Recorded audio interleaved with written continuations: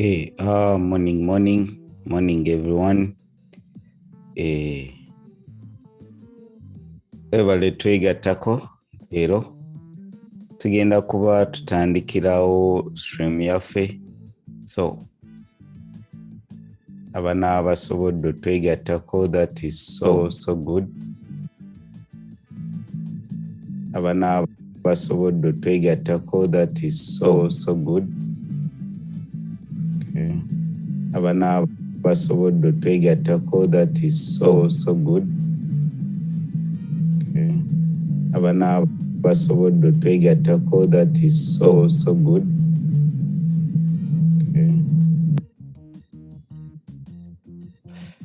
Okay. Sorry for that. Kayiseemu. Bw'obanga otuwulira kyakabi nnyo, leero ennaku z'omwezi ziyingidde 12 omwezi. Tugenda tuyingira amakati gaagwo mu mwezi. So katusabe Mukama atuweemu wiiki eno obulungi bwokka, tusobole okubaako kye tukwasaganya. Amannya nga bulijjo Kyonga Bashir. Tukeera ku makya buli Monday Mukama lw'aba tusobozeseza okubanga tutunuulira ki ekiyinza okubaawo mu katale wiiki yonna bweyinza okubeera. So ne tunoonya opportunities mu katale ka Forex trading. Sinakindi crypto, bw'oba olina ekibuuzo about crypto nakyo kiyinza okukola amakulu. Waliwo kye tuli mu kutunuulira, kubanga our aim oba our plan was every Monday we have chart analysis, like weekly preview Monday, every Monday. Then Monday tubeere ne weekly preview, tulabe nti ki ekiyinza okubaawo mu katale. Then Tuesday free day. Then Wednesday kubanga tusuubira ezo byoba tunuulidde ku Monday bisobola okukola ku Tuesday, kuba Monday tetera nnyo okubeera gundi nnyo. Then Wednesday ne tugamba tubeerewo ko tutunuulire bye twatunuulira Monday bikyali relevant, opportunities ki ezipresenting themselves. Naye abana abasobodde okutwegattako, we were looking at having an open Zoom session. Yeah, abana abasobodde okutwegattangako live. Bw'oba olina ekibuuzo ng'osobola okujja ku Zoom, bw'oba olina chat z'osobola okusharinga, if you're on PC no sharing your chat analysis, like and we communicate verbally bw'onooba osobola. So this Wednesday tugenda kigezaako tulabe if it can work for everyone. It was a closed Zoom session, naye we are likely to start having open Zoom sessions every Wednesday, which nabanga chi making a sense. Then Fridays, yeah, tubeera tunuulira weekly overview oba ebeera ki, eno ebeera pre, eno overview, something like that, like ebibadde mu week. Kino eno kye yebadde plan yaffe. Then over the weekend netufunayo video, netufunayo something different. However, eno ye live session program yaffe Monday, Wednesday, Friday. Sometimes bitera okubeera busy netakwatagana, naye this is what we were planning. So Monday we look at kiki ekiyinza okubaawo mu katale week eno oba buli week, netumarking up, netukola chat markups. Then Wednesday netutunuulira gundi ki eziyinza okubanga zipresentinga. In that case netuba nga tusobola okuadjustinga n'okubeerawo n'abalina chats and questions netukwasaganya. Then Fridays ne tunuulira biki ebibadde mu wiiki ne wiiki bw'eyinza okubeera. Yebadde plan yaffe oba program yaffe, naye nga simanyi tugenda gezaako okukitunuulira tulabe if it can work. Bw'oba ng'oli mu chat, type something, morning, type yes, type hello bw'oba ng'otuulira bulungi, so that tutambulira wamu. Katulabe waneeno Jowa morning, Evans morning, yes, Raymond Mubiru, Azula, Florence, yes, abaliko bw'oba nga kwoli type morning, type yes, bw'oba nga music tali waggulu nnyo, audio teri waggulu nnyo, nga buli kimu kiri clear gy'oli, just type something in the chat, tutambulira awo tubeere nga tugendera wamu n'abalala bonna abagenda otwegattako. Share the link, tegezaako okulaba nga olikinga stream, tubeere nga tugendera wamu. Y'engeri yokka esobola okutupushinga ne tuba nga bye tukola biraga nti YouTube ebiraga omulala. Okay, already tutandise obudde bugenzemu, which is okay, tewali gye bulaga. Okusookera ddala leero Monday, China inayo bank holiday which doesn't affect us kuba bw'otunuulira sessions already tugenda oyingira neeno nga Asian session, ebiseera ebisinga almost egenda kuggwako, egenda kuggalawo. Also UK einayo nsubira einayo gundi bank holiday sijjukira bulungi oba Queen bwe yafudde, bagenda kuba bakyali mu kumooninga, naye nga kyensuubira baali bagambye paka nga 12 leero. Okuva lwe yafa mpaka leero banks zigenda kuba teziggulawo. So either leero bagenda kuggulawo ba already lwe lunaku olusembayo mu bank holidays abo. So we shall see. Naye nga akatale tekikagaana tambula, pound tekigaana kutransactinga, euro of course it is open. Leero neyo mugundi Monday tewaliyo nnyo mawulire, so we expect less volatile week. I mean less volatile, naye ndowooza gundi olaba GDP month per month yagize. Okay, katandike ne GDP wa UK ebadde oba pound ebaddeyo ne GDP readings month to month, kitegeeza mwezi ku mwezi, omwezi oguwedde, which they were expecting high numbers but they got less. However, those low numbers, low numbers ezize ate they are good enough. Hope I'm sharing.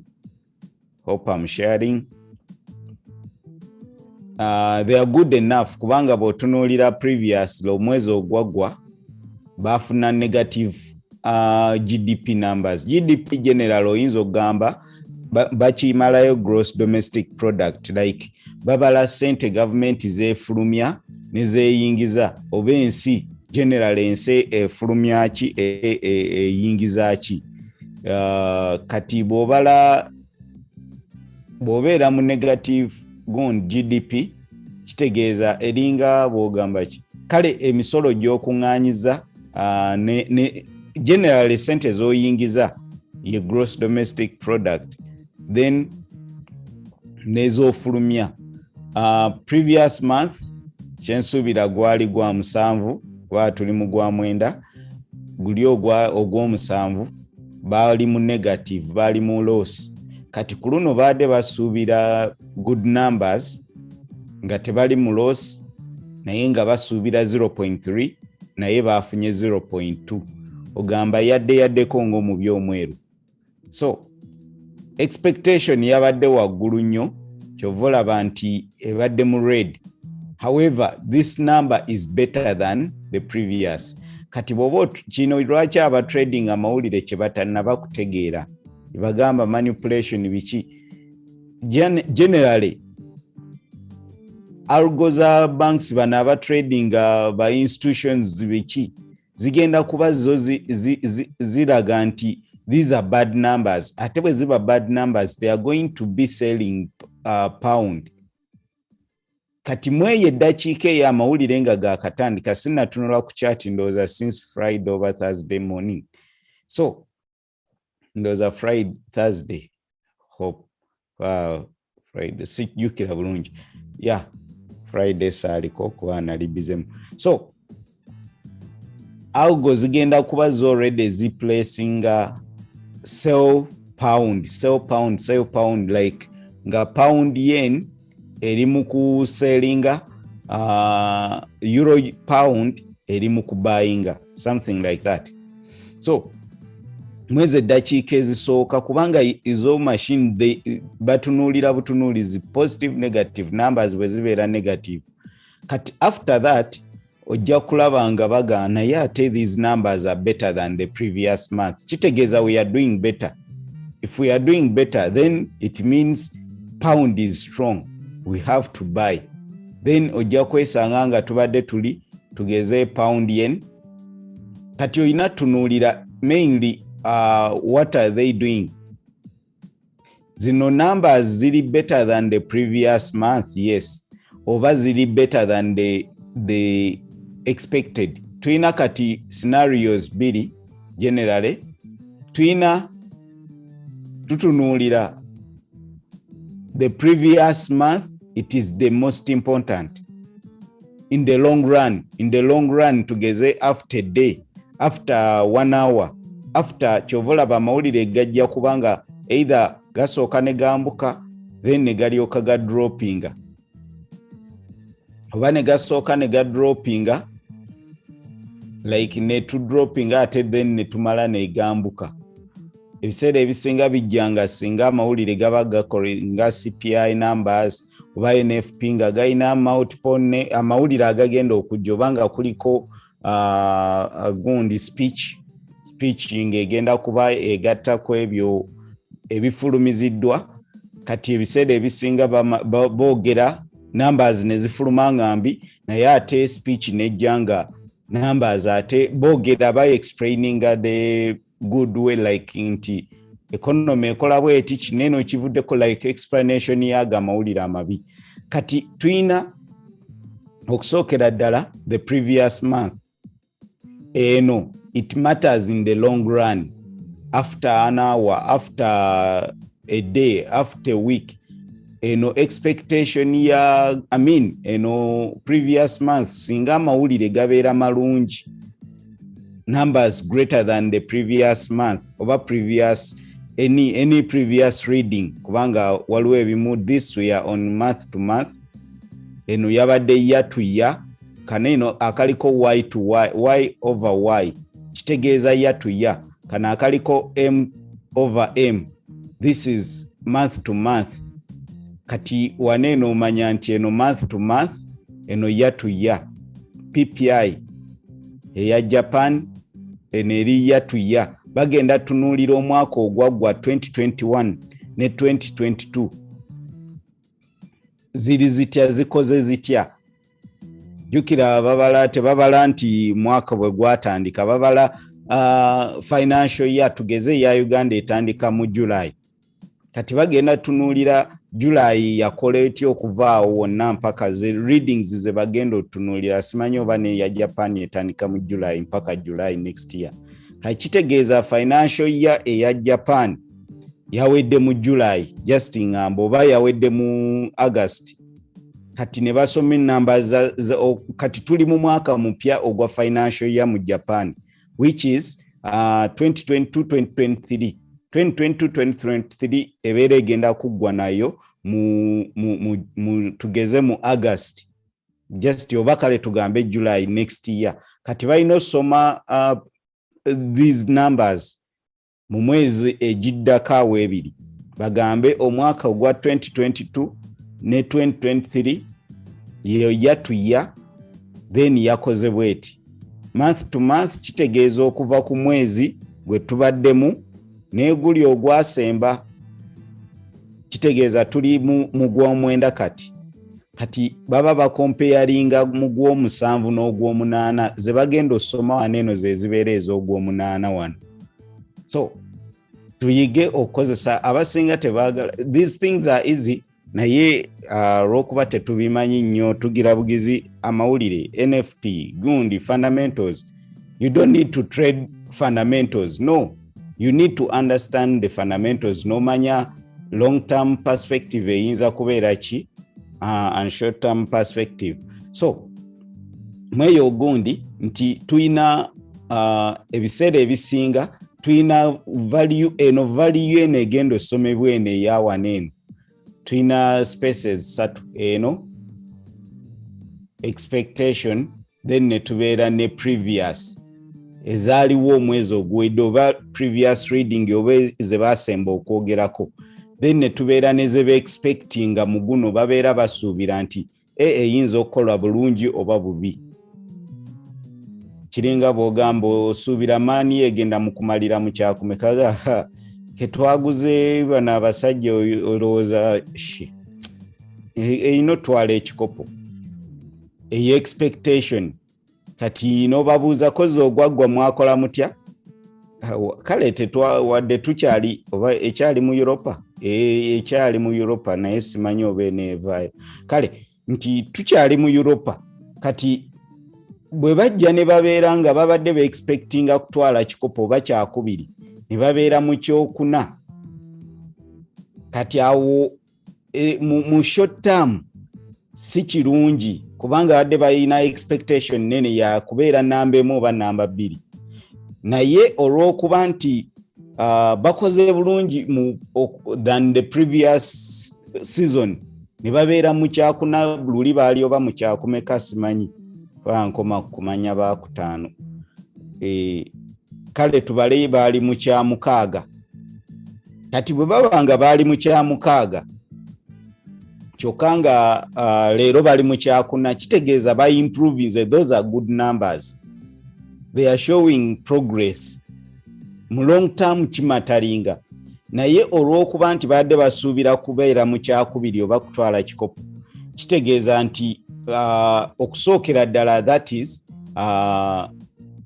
is bagenda kubeera disappointed nti n'ekikopo kigaanyi kale twadde tusuubira naye ng'otunula nogaana ye kozi wasemba ddi kitwala nti Ferguson simanya 2010 n'emeka nti kati kakkana kati ekyo ky'otunuulira just nkuwaako example bw'oba ng'osobola otegeera ekyo kati ne wano we wali this is the same thing.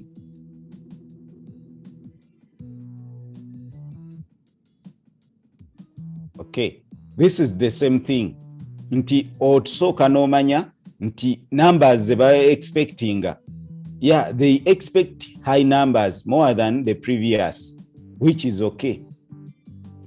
Now numbers zibadde nga bwe badde expecting ze singa zijjanga ziri more than even what they expected nti maani ebadde esuubira kubeera mu kale tugeze kyakusatu bayinza okugamba fene tumalira mu kyokusatu eno season Arsenal n'etatusinga kitegeeza oba Chelsea kale tugeze Chelsea yetutte ekikopo justingeza Man City n'ebeera mu kyakubiri kati yo ne Arsenal n'ebeera mu kyokuna yo n'amala nti kasita Arsenal tetusinga kifo netubeera mu kyokusatu ekyo kyetufa kati bo ne bajja ate ne babeera mu kyokubiri kitegeeza bakoze even more than what they expected oba ne batwala ekikopo Man U nejja netwala ekikopo. They are doing more like better than what they expected. Those are good numbers, very very good numbers. Kitegeeza ekyo kiri very good for the pound. They have done more than they expected even. They preceded their expectations. Kati ekyo kigenda kuleetera strong numbers. Kisinziira even which data you're looking at.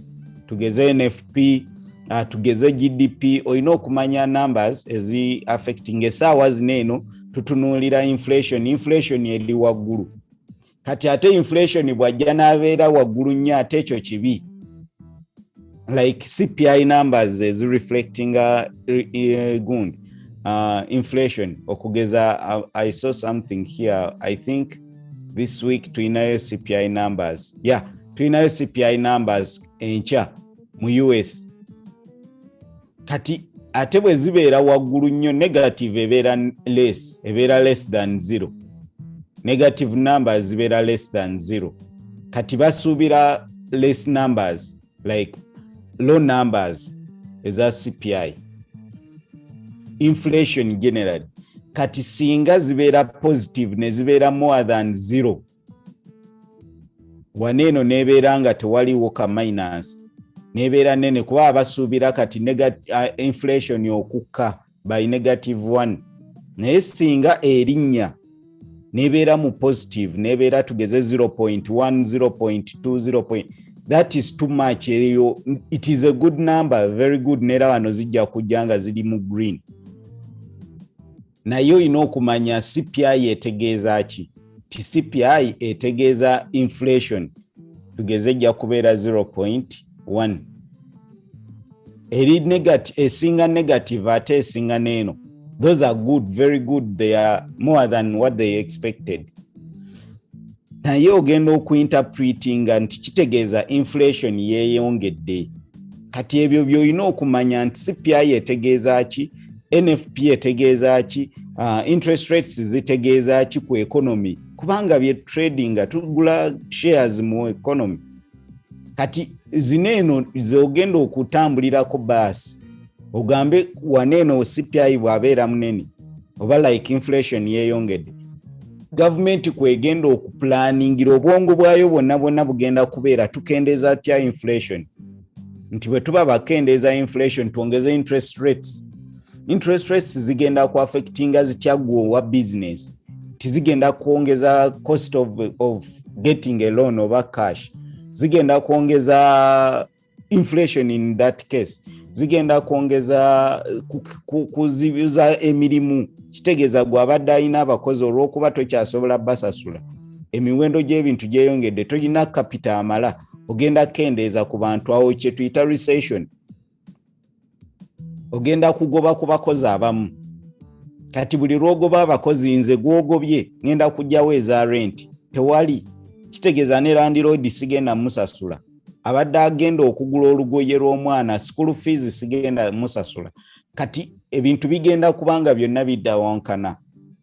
Kati by'olina okumanya ebyo nti eno affecting etya the end result eri wansi.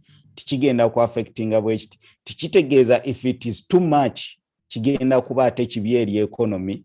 Generally kati eyo bweba kibi eri economy kiki kyennyina okusuubira. Ti eyo economy eri weak. Mbi economy yayo ekola bubi ngenda kubanga njikola ki njiseeringa. That is generally the fundamentals. So Mani bw'aba asuubira kubeera mu kya kunana ajja n'abeera mu kyokubiri oba n'atwala ekikopo. Ekyo kirungi nnyo. Naye ate waliwo okubeera nga abadde asuubira kubeera mu kutwala simanyi. Kale kano ka Europa katukatwale ate nayo n'alemererwayo. Something like that. So ngezaako kuwa nti buli kimu waliwo effects olina okumanya eno etegeeza ki ku economy if you're trading something oku understanding generally bino ebintu bya bulijjo bye tukoleramu. Okay, so tubadde tugamba tulina short term ne long term. Short term mainly tutunuulira nti eno namba eno bwebeera negative eno ebiseera ebisinga eno bwebeera like ngeri mu red, that affects the short term. Batunuulira expectation yabadde ki? Ti expectation yabadde waggulu. Kati algo zi banks they do trade these numbers the short term. Basoka basetinga algos neno kyovula buli wabeerayo amawulire wabeerayo volatility nti basetinga nti bwe zibeera mu red for you just sell pound, bwe beera mu green buy pound. Just that. Kitegeeza pound ebeera weak bwebeera mu red, ebeera strong bwebeera mu green, okusinziira ku impact y'amawulire. kati gwe bono gira n'otambula ne algo bagenda kuba bakamala mu ddakiika nga 2 like 1-2 minutes nga the algo is pressing orders buy millions of dollars si buneno bu 0.01 bwe tukozesa no nga it is buying more and more orders oba selling oba putting more orders kati ate bamale ba interpreting bagambe naye according to the news ate this is tugeze this is better than the previous was negative 0.6 kitegeeza yali mu negative nga nene na nnyo kati essaawa zino tuli mu positive kitegeeza neneko kati ogenda olaba ababadde ba sellinga pound tugeze nga tugamba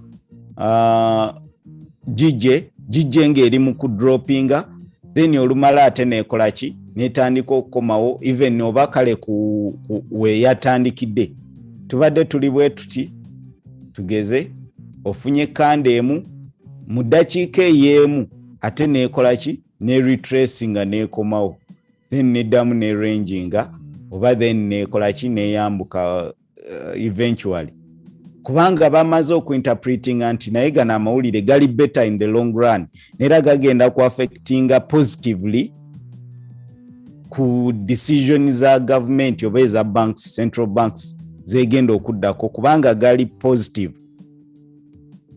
so ebyo tulina okugezaako okulaba nga tubyawula amawulire gano eno gali mainly esinga okumenya gundi amawulire agali different ebiseera ebisinga gali CPI bwebeera mu green CPI naddala mu abnormal situations bwe tubeera mu normal situations the CPI numbers bwe zibeera mu green nungi naye kati essaawa zino buli we zibeera mu green zibeera ziraga nti okugeza German eno wiki yonna I think ya CPI like ya kusoma inflation numbers German enche inayo mu euro chenzijukira Germany inayo CPI numbers basubira 0.3 which is the same as 0.3 for the previous month kanonyo wane ziri different ne US esubira US edi different waliwo core price then neno general core price mwemuli energy like amafuta mwemuli ne which one ne food mainly amafuta n'emmere bwe bibanga biri nnyo bei ate byo byongeza nnyo prices naye kati ono CPI yetaliimu ebyo bwenzijukira let me see here let me confirm naye nga nzijukira bwe kiri waneeno change consumer accounts majority of overall inflation overall actual change in goods services by consumer. I think that is it. See core services purchased. Mukoa like core CPI mulimu food and energy prices. Ndozo laba neno food and energy prices counting for about a quarter of CPI, but tend to vary because of it. So food waneno bagatako CPI ndozo laba also called ndoza simanyi X food and simanyi bakati X kitegeza tebirimu excluding kowa yetali mu mere na energy then nange siri mugezi ze sibigira nnyo naye waneeno edimu byonna edimu buli kimu CPI eno terimu mafuta ate bwoba ogyemu amafuta nojjamu n'emmere kati biki ebigira ebisinga so tewali nnyo naye generally bwe bibanga eno kyova olaba nti eno yenkulu eno CPI etaliimu kowa kubanga eno kowa bw'oba oggyemu emmere ye countinga for almost everything.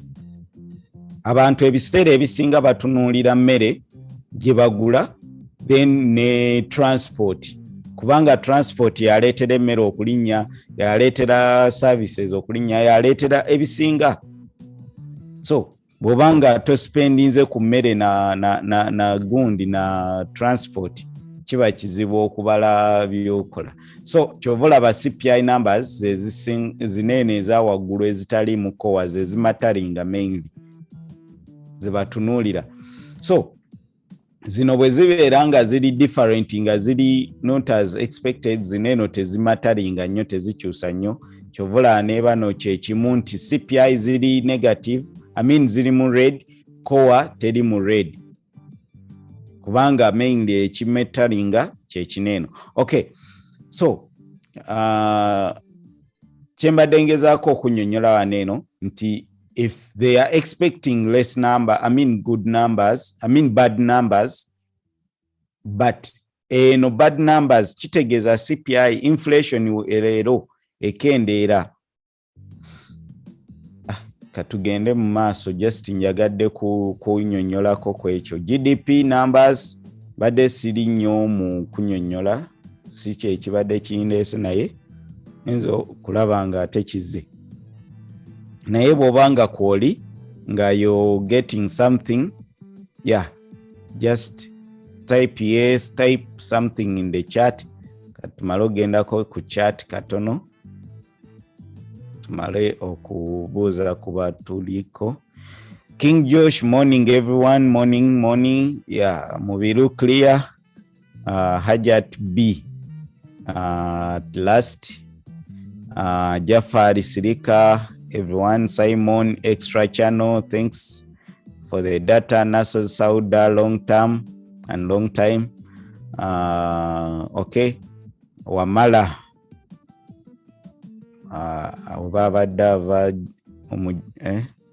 agambye back okay Sky D Kivumbi okay Mama Francis okay ndoza tuli wamu ebala abasobodde otwegattako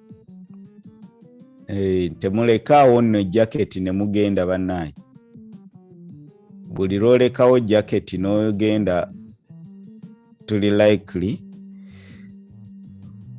okusubwa bingi abasinga bagira ne balekawo ebikozesebwa ne balekawo essuuti ku ntebe ne batambula bo ne bagenda kati ate ne balowooza nti staff tumulaze nti weetuli naye not good okay amawulire agayinza okushapinga akatale this week definitely CPI enkyagenda kubeera very very key baadde basubira inflation okwongera okukkirirako so tugenda tunuulira ku DEX pound inflation ekyali waggulu neera basubira okubanga ekyali waggulu previously gundi ya mukundi Bailey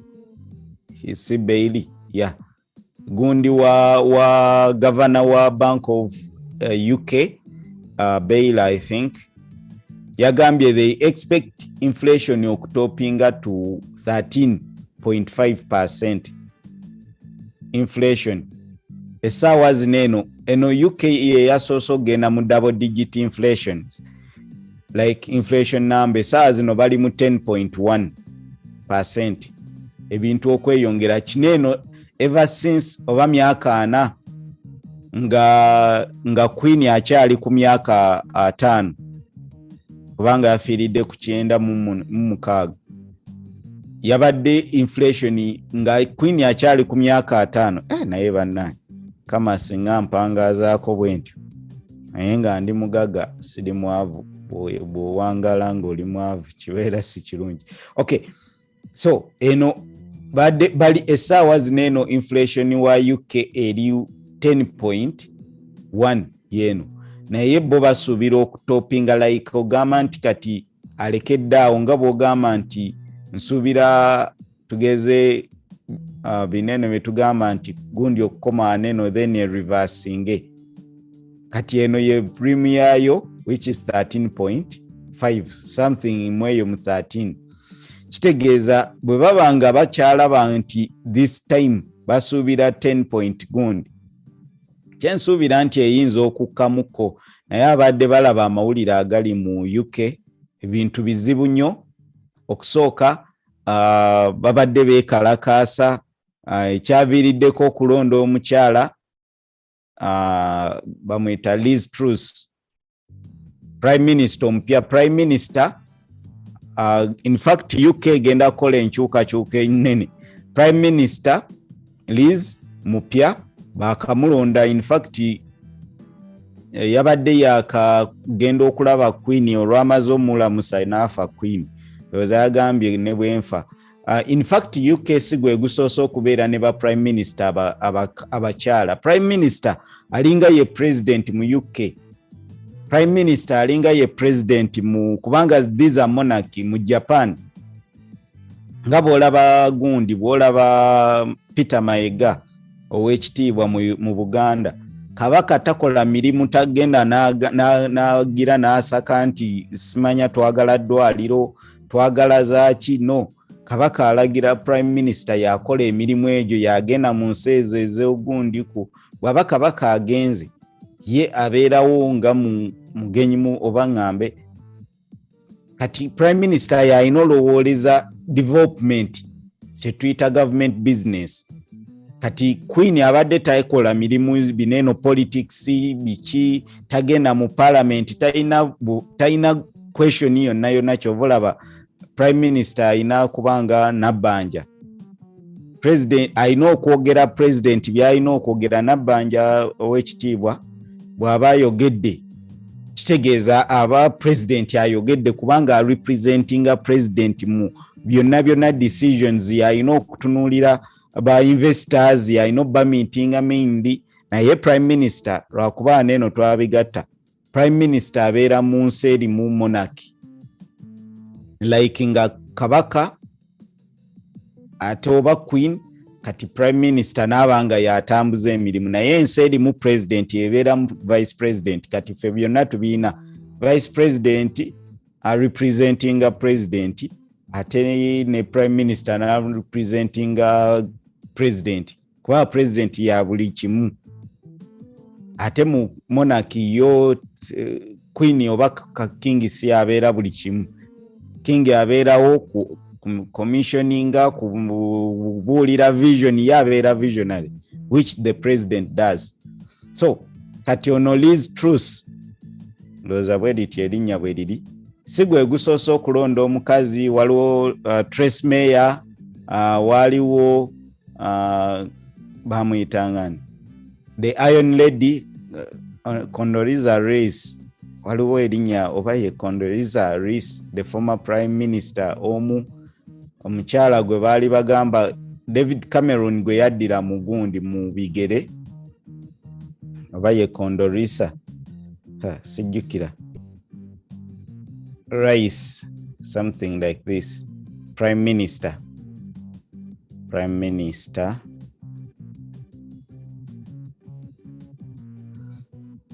of England sijjukira linnya lye naye oyo omukazi Iron Lady and everyone vice president this no Liz Truss ye mupya Iron Lady kind of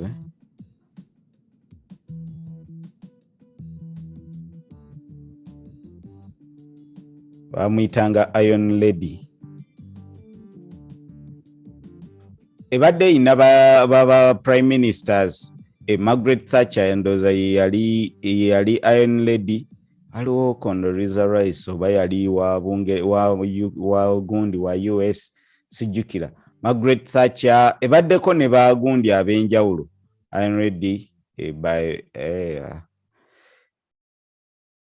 okay so just kyembadde ngezaako gamba nti si gwe gusoose UK okulonda gundi omukyala babadde babeerawoko so ne Queen agenda kuba of course bakyamutambuza ndooza agenda ziikibwa ku Monday janga 19 wagenda okuziikibwa kati bakyatambula amasaza ag'enjawulo abasinze okulumwa Queen beba Premier League naddala abaaseno kuba abadde baagala kwongezaayo gundi yaabwe bebasinze okulaba obulumi bwa Queen ng'afudde.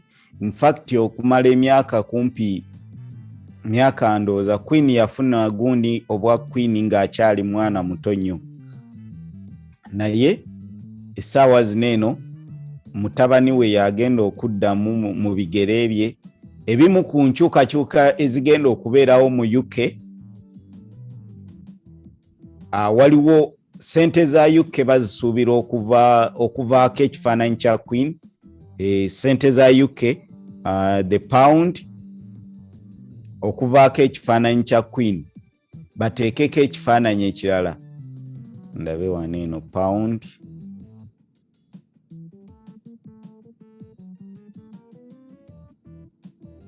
sorry, bateekeko ekifaananyi kya King agenda okubeerako. Ekyo kye kisookera ddala nti pound egenda kubanga Queen avaako kubanga ebaddeko gundi yokali gundi yezo zonna coins emyaka nno girudde nga Queen yali ku kifaananyi kinene ku sente, kati zigenda ziri likely okubanga bakola sente ezirina King. Naye ekimu ku birala ebigenda okyuka already kiri anticipated nnyo, they are anticipating nti bayinza obutaddamu printinga sente za pound as they are fading this away. Pound eyinza obutaddamu nakubeera nampapula.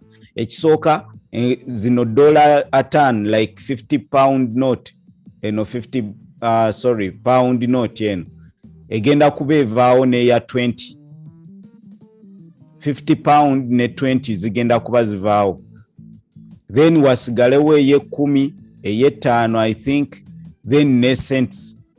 Obadde okimanyi nti sente esembayo denomination esembayo wansi mu pound nga bwogamba cents kigambo ky'Amerika, sente eri the least denomination ya dollar, it is a cent. Denomination esembayo wansi mu dollar bagiyita cent.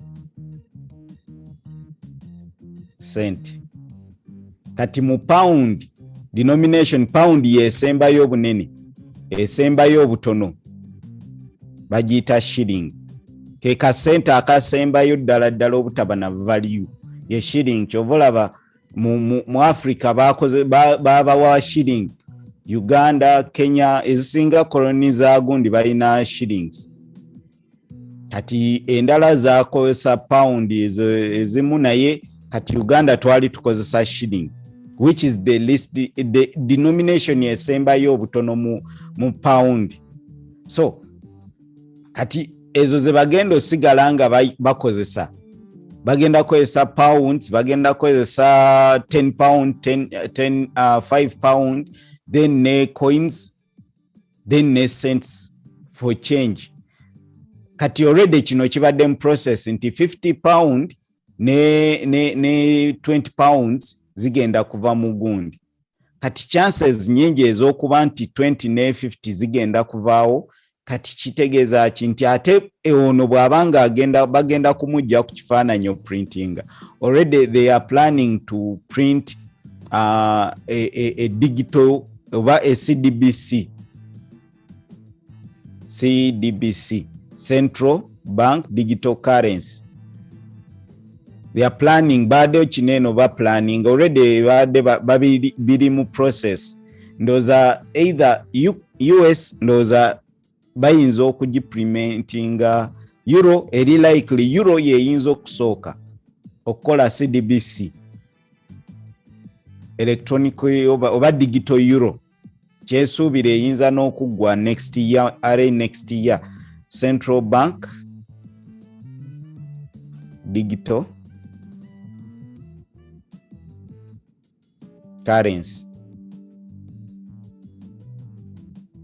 So tuyinza obutaddamu laba ku pound naddala olw'okuba nti gundi Queen bw'abanga ekifaananyi balina okuprintinga pounds empya. Already tulaba bajjayo denomination pound 50 ffe emitwalo 5 wano sinayo 5 gyokka waba obeera ne pound 50 kumpi obeera olinga mitwalo nga 22 tugeze mitwalo nga 20 something. So kati bagezaako okujjawo ezo sente nene bo ewaabwe nga boga abajjawo mitwalo 5 mitwalo 2 kati bwoyinza okibala bwotyo then basigaze mutwalo 15 n'okukka wansi 21,000. However kati ekyaze ekyo yebadde mu plan already kibadde mu pipeline. However saawa zinene ate ne Queen yavudde mu bulamu bw'ensi kitegeeza balina omujjako according to what they are saying. Naye bayinza omulekako nga bw'olaba baneeno bano dola bweri kukyaliko ba president yani aliko sibajjukira aliko ku dola naye bayinza omulekako as they want to phase out the Queen's image ku sente ne batandika okukola digital currency. Ekyo kyekiyinza okubeerawo. Ekirala ennyimba zonna national anthem ebaddemu ekigambo Queen like God bless Queen bichi long live the Queen kati bagenda gikyusa ebeeremu King. Genda kubeera mu King yebiki ebirala ebirimu waliwo ebirala ebirimu Queen byonna bigenda kuba bikyuka bidde mu King kubanga addako kati oba ye Philips oba yani agenda kuba musajja. So UK eyina bingi nnyo ebyokukyusa mweyo enkola. So waneeno tuyinza okulaba nga basoma kubanga these are high numbers expected. Bwe baali basoma zineeno 10 point baali basuubira something like 9.8 nezifuluma 10.1 inflation numbers kati bayinza okugamba 10.1 ne bafuna 9 point something. So ezo byebiriwo ebiyinza okusuubirwa. Nze kyensuubira for CPI numbers US eyinza okubeera simanyi sijja kupredictinga naye tuyinza okufuna negative neera nebeera very very negative like -1 bwenebeera mu negative egenda kubeera mu red. So -1 which is good for the economy. Negative tugeze 0 point oba 2 egenda kubeera mu red. This is bad on the shorter time like short time frame ngetandika. However mu dakiika mu ssaawa eziddako oba mu nnaku eziddako kino kirungi kubanga inflation ekendeera kitegeeza gavumenti etegenda kubeera na aggressive ate seekyo kyokka n'ebintu bigenda kendeera ebbeeyi kitegeeza omuntu agenda sigazaamu akasente kitegeeza business zigenda kuddamu okukola obulungi kubanga consumption yeeyongera expenditure yeeyongera the rest of money yeeyongera kati ebyo byonna economy etandika okuboostinga okubeera boosted.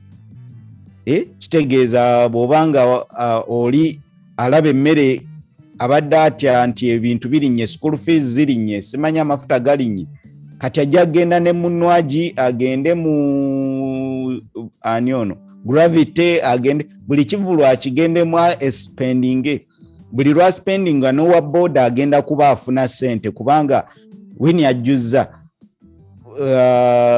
gravity ajjuza simanya King Saha ajjuza simanya Bobby Wine charity show ajjuza kati owa boda agenda kuba akola owa boda amafuta gakendedde bwe gaba amafuta nga gakendedde price kitegeeza agenda kufisaawo lita gy'abadde agula 15,000 kati agigula 4,500 kitegeeza afissa 5 per lita kyokka ate business etambula kati ne bw'aba aguze cost y'okugula ebintu si nnene eyo kitegeeza okumanya nti inflation ekendedde etegeeza ki. It is negative si bineeno bano abagamba bugambi nti bw'olaba red manya ekyo kigundi bw'olaba green no, you have to understand kino kitegeeza ki mu long term. Kati bwe kibanga bwe kityo bwe kigenda okuyamba owauba avuge Uber Eats ze luli badde bagamba don't eat outside, totumya mmere, genda oshoppinge oteeke mu fridge otandike okwefumbira ewaka other ogenda okulya ekyeggulo $115. Bw'ona ogenda n'oshopping ogenda kukozesa $50 kyokka obeereko n'emmere ewera. That is ekyo ye good perspective. Okay, so kansubire nti ngezezaako okuyita mu mawulire. Bias with CPI generally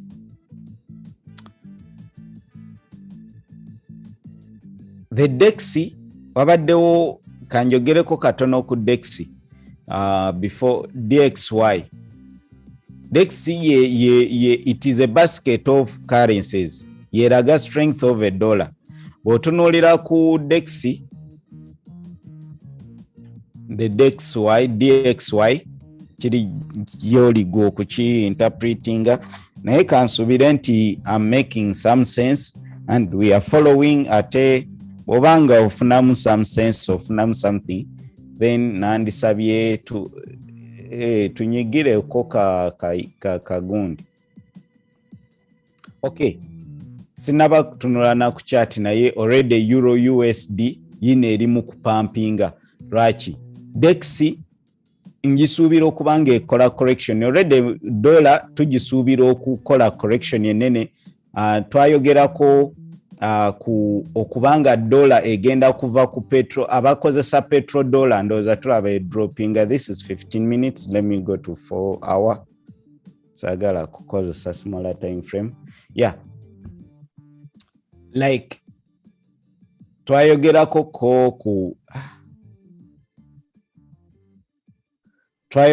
ku dollar okukola ki okutandika okudropinga olwa fundamentals eziri behind. Let me change the structure katono nnyo waliwo eyawadagira. Let me change the scale.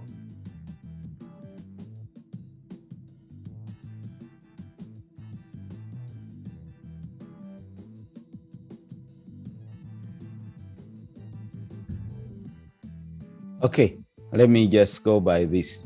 So dollar tulaba here it was even accumulating ebadde eri mu kwambuka etandise okulaga weakness tekyalina pumps z'amaanyi nga bwejja as you see here yabadde jja eyambuka. This is distribution, of course. We are distributing here. Then ne kolachi ne rejecting a major level of interest. Let me go to the weekly. I see if we can get something here. 1 week. Tulabe levels wa dollar webadde girira. Okay.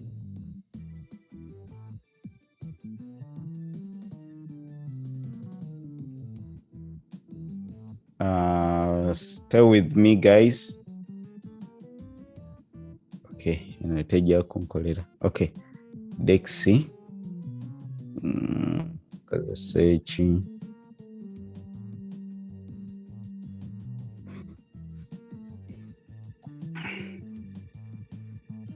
Okay. Yeah.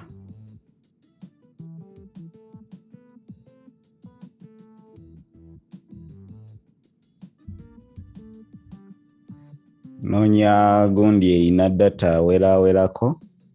And we have got it. Yeah. Eno range, I think we talked about this range over.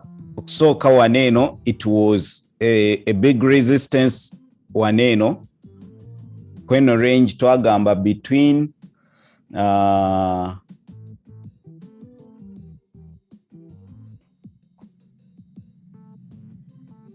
nebisinga abantu waliwo yabadde ku gundi yagikyusizaamuko. Okay, yeah, I think that is better.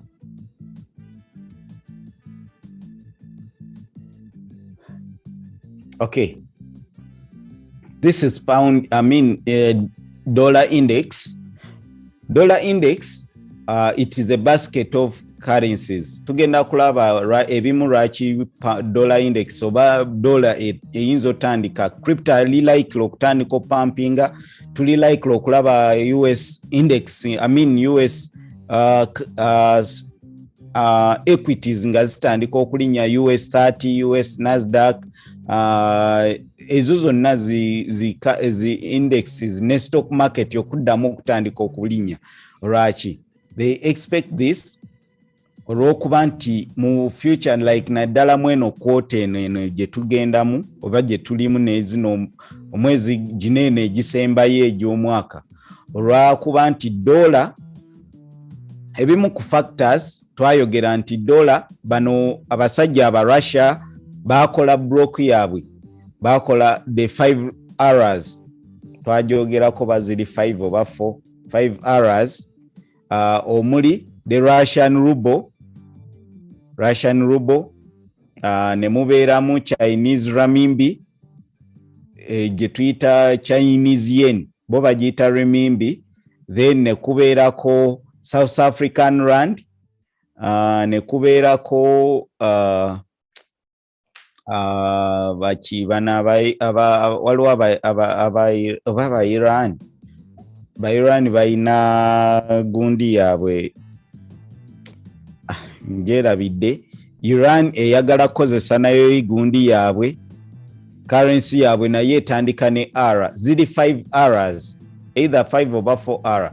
Bakola block yaabwe gye bayita brick, like Brazil, kuliko Russia, ne kubeerako Iran, ne kubeerako South Africa, which is China ne South Africa. Yeah. Brazil bakola BRICS yaabwe nga bwolaba NATO yaabwe, bayina gundi yaabwe nga bwola nera ne UK this. So bagala babe nga batransactinga mu currencies zaabwe. Bwoba tradinga ne Brazil, you use the Brazilian bagita batya naye njerabidde. You come here, Brazilian, manyi Mr. Google, Brazilian currency.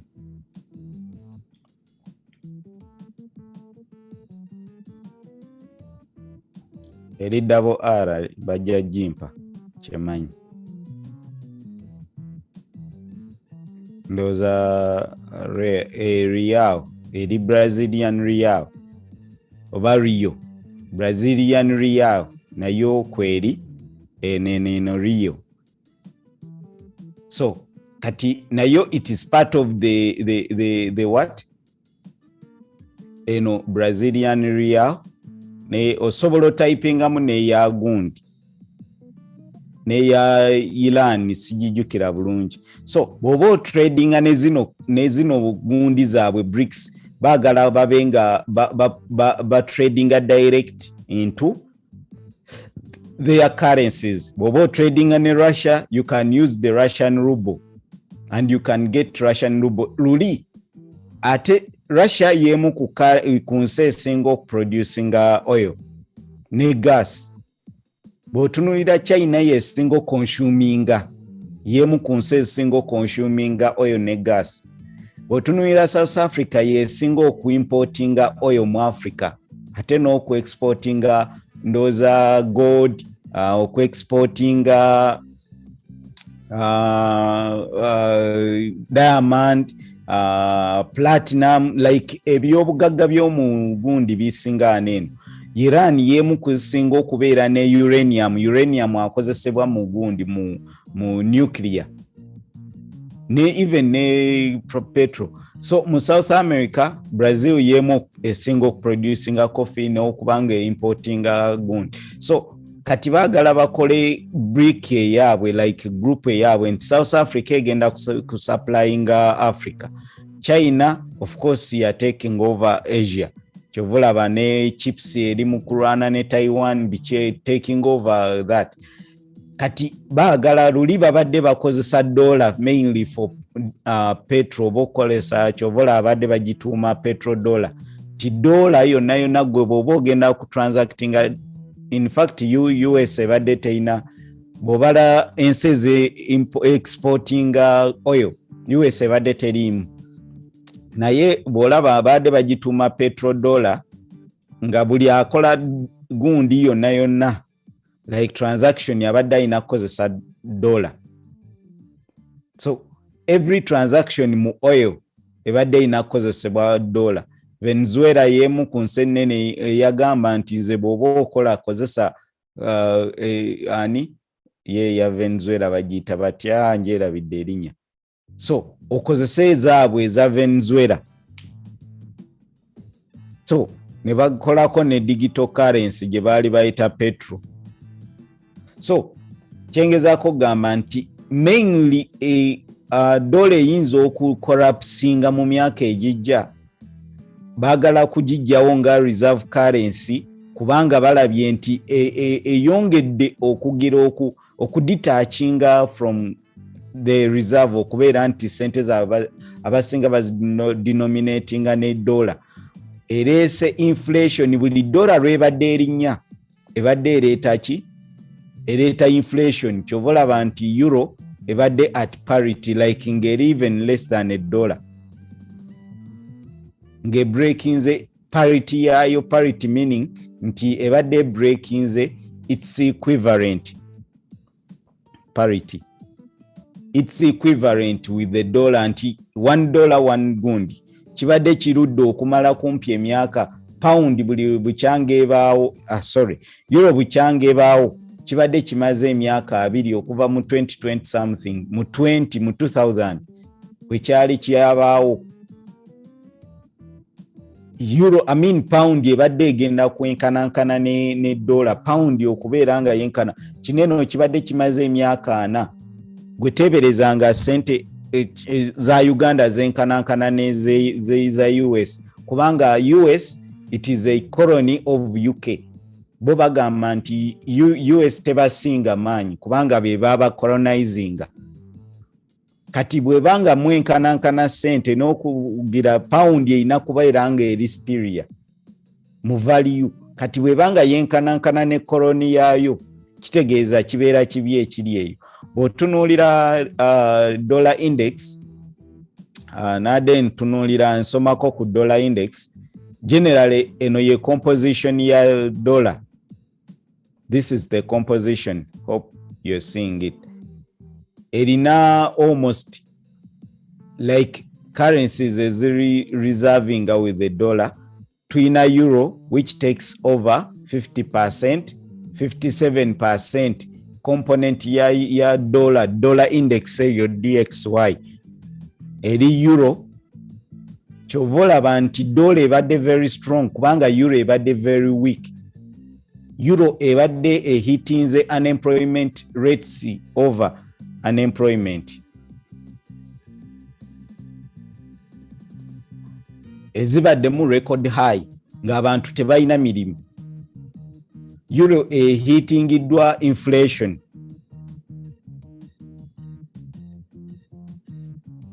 Euro ebadde ekola bubi nnyo waneeno okuvannyuma olw'ogisalako gas. Kyokka nga baprintinga sente nyingi kubanga in fact European Central Bank ECB ye Central Bank yokka etayinaako agivunaanyizibwako ekola kyeyagala eya nonne ya US Federal Reserve lwakuba nayo eringa almost euro naye yo eyina okukola accountability naye euro teyina gundi yonna accountability to any person. It does anything they want. So they printed a lot of money. Jukira balino bailing out zi Italy yemu ku nsi ezabeera hit with COVID. Balino bailing out Spain zezimu ku nsi ezaali affected ennyo. Germany yafunamu obuzibu awo kyovola Macron ono yali chancellor waabwe in fact after bwe baamala okujjako oyo chancellor waabwe oyo omukazi Macron ye president wa gundi wa France this ye baali bamuyita batya mwerabidde erinnya parliament ye composition like nga bw'ogamba president Museveni avudde ku bufuzi parliament ebaddemu ab'NRM bonna ne bagwa ne musigala nga composition mulimu 30% b'NRM nga abasigadde bonna bava mu bibiina birala kibadde tekibeerangamu mu Germany olwaki nti Germany yali ekola bubi nnyo guno omwaka gwesinza okukola obubi ennyo balonda previous year oba 2021 ngezaako kulaga ebibaddewo mu Europe kati euro ebadde so weak. If it is so weak waneno ba comparinga amaanyi ga gundi ga dollar compared to euro bwebanga euro eri weak, very weak, kitegeeza kino kigenda leetera dollar okubeera very strong kyokka kubanga euro yebadde yesinga composition ennene kubanga obala countries Italy, Spain, Norway, zani nyingi awo eziri awo France ezo zonna ye component then netujja tulaba ebadde ddako ye pound tubadde tumanyi Boris bamugobye ku bwa prime minister nga yakalondebwa just ekisanja ndooza kimu kyokka tamazeeko na myaka oba ebiri oba esatu kuba baamulonda mu 2019 ne bamugoba mu 2021 olwaki covid yakwata bubi abantu ku trains beekalakaasa abasawo beekalakaasa ebintu birinnye like generally pound ebadde droppings. Then Canada of course yegoberera waneeno pozi ne Japan tumanyi bw'otunuulira Japanese index oba Japanese currency essaawa zineeno Bank of Japan ekyagula buyback ekyaprintinga sente bw'otunuulira treasury bonds ndooza bonds za Japan ze zikyasinza okubeera ku high interest zino zi 10-year yield bonds ze zikyasinza okubeera ku interest eyawa lowest interest not highest interest, lowest interest nti bo bakyabayinga they are still the interest eri waggulu nnyo they are still kati babayinga nti bobeera nga it is very low not high, low interest on yield bonds kitegeeza oli bw'abanga bonds tezirina interest they are bagamba nti kantunde bonds zange something like that byerabidde mbimix nze njogedde bingi naye ekimu ku byo sijjukira naye nga generally Japan yemu ku printinga sente eri mu kubuyinga REITs Japanese real estate interest gundi zineno REITs eza Japan like real estate gundi investment trusts nga bw'ogamba nti government yesinga sente mu Post Bank oba mu ate Uganda Housing ekola kyezimbira government mayumba kati buli government lweyongeramu sente kitegeeza eyagala government ezimba amayumba bw'eba ezimba egenda gula seminti etololo egenda gula emitayimbwa mu ki kati ebyo byotunuulira kati bw'otunuulira zinene endala chef ndooza yebadde nga eri strong mu currencies zino endala Swiss franc kubanga yo yakatingirawo interest rates it didn't print so much currencies kati components za DEX oba za currencies neno basket eno gye bacomparinga ne gundi ne US dollar yonna generally ebadde weak omunene waabwe abadde ali very weak pound gundi Japanese yen already bakyaprintinga sente ekireeta inflation pound inflation eri mu double digits Canada yebadde steady bubi nnyo naye yensi in fact yensi eyasinga okubeera ne restrictions waliwo gundi waabwe bamuyita Toduro, governor waabwe ne oba prime minister oba governor like Toduro be bayasinga restrictions enene mu America, mu North America. Canada yali esinga restrictions enene. Swiss corona of course teyibadde nnyo n'amaanyi naye kati Swedish corona Swiss franc yebaddewo n'amaanyi kubanga bo in fact yense yasinga okukola obulungi mu COVID. Be basinga okufiirwa abantu abatinye ennyo. Prime minister waabwe naye mukyala abaddeko. They didn't print so much money. They were not affected too much by COVID. So ye badde strong Swiss franc. Nera badde baji trading badde balaba. So chengezaako kugamba nti eno dollar index ebadde strong now kati bitandise okyuka. Tulaba nti euro eyongeza interest rates, kitegeeza bagezaako kendeeza ku inflation. They are trying to bring inflation to two digits, like 2%, sorry. Bagambye balina okulaba nti by 2023 inflation eri ku 2%, esaawa zinene eri mu 8%. Tekola bubi nnyo nga gundi. Balina okulaba nga they do so much. Bagenda ku increasing their interest rates, kitegeeza euro eyinza okutandika okulinnya, which it is now starting. Then pound basuubira okubanga balonze prime minister omupya ayinza okuteekawo gundi ez'enjawulo ne queen okubanga bagenda kufuna kabaka omupya ayinza okukkiriza those changes okubeera effective. Then Japan basuubira nti nayo very soon yagenda kutandika okukendeeza ku money printing, ye badde eri mu cutting interest rates. Ebyo byonna biyinza okuaffectinga dollar, bino byonna ebyaffectinga euro. Euro buli lwebeera strong kitegeeza dollar ebe egwa value. Buli Japanese yen lwebeera strong dollar ebe egenda kugwa value. Buli pound lwebeera strong the dex ebeera egola ki eraga value yayo ng'ekendeera. Ate demand for dollar jjukira nti egenda ekendeera kubanga waliwo ba BRICS.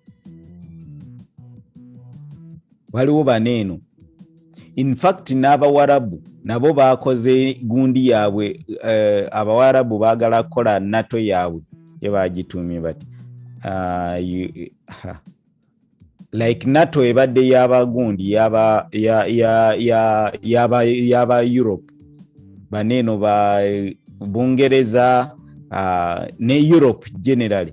Naye kati I NATO like Islamic NATO nebirala ebigenderako like Islamic nations, bichi trade organization. Kati Abawarabu nabo abali mulimu Egypt, mulimu generally ebyo twabyogerakoko, mulimu Egypt, mulimu Turkey, mulimu Saudi Arabia, mulimu Qatar. Baagala beegatte ensi z'Abawarabu zitandike nti be defending bokka luli America badde gamba tugenda bawo obukuumi fe mutuwe oyo mutuguleeko bineeno mukole muino okuimportinga kyovolaba it is easier okuimportinga mu like okugula ebintu ng'oli Dubai like ku Amazon than ng'oli oba mu US ng'obitumya US like that. Nti ebintu bya Amazon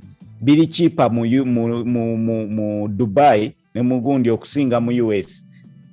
Alright, nti bali bakola trade agreements n'Abawarabu. Kati Abawarabu nabo baagala babeere ne organization yaabwe. Ebyo byebimu ku bigendo leetera dola okubeera nga egwa value. Kati tusuubira euro okutandika olaba nga erinnya, tusuubira okulaba nga Euro USD tusuubira okulaba nga stock market etandika okulinnya, tusuubira okulaba crypto nga pumpinga mugina emyezi egiddako n'emyaka nga 10 egiddako nga akatale katuuka ku new highs. Bwe ngamba emyaka 10 oli ayinza okirabanga ekinene, naye people are now buying. Basuubira dola egenda kuba nga dropping to certain level.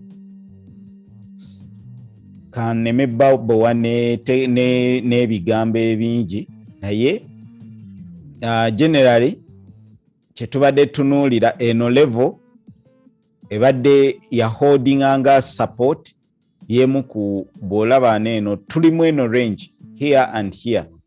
Eno range eno wetwava ne tudropingira ddala wansi. Gundi yange bagikyusiza.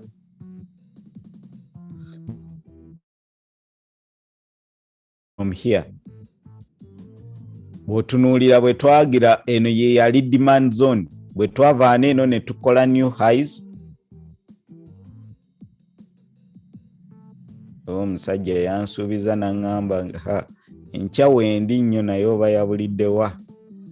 Alabye ku sseemu mutumiddeko.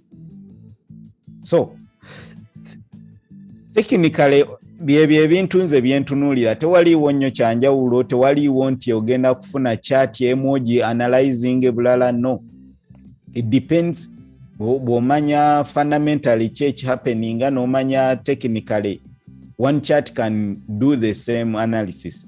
Twalina resistance waneno which acted as support. Bw'otunuulira this is on the weekly time frame. Netu holding this, then after we broke out, we had support, we broke out, we had support again, then netwambuka. Eno level eno gye twa breaking out yakolako nga support.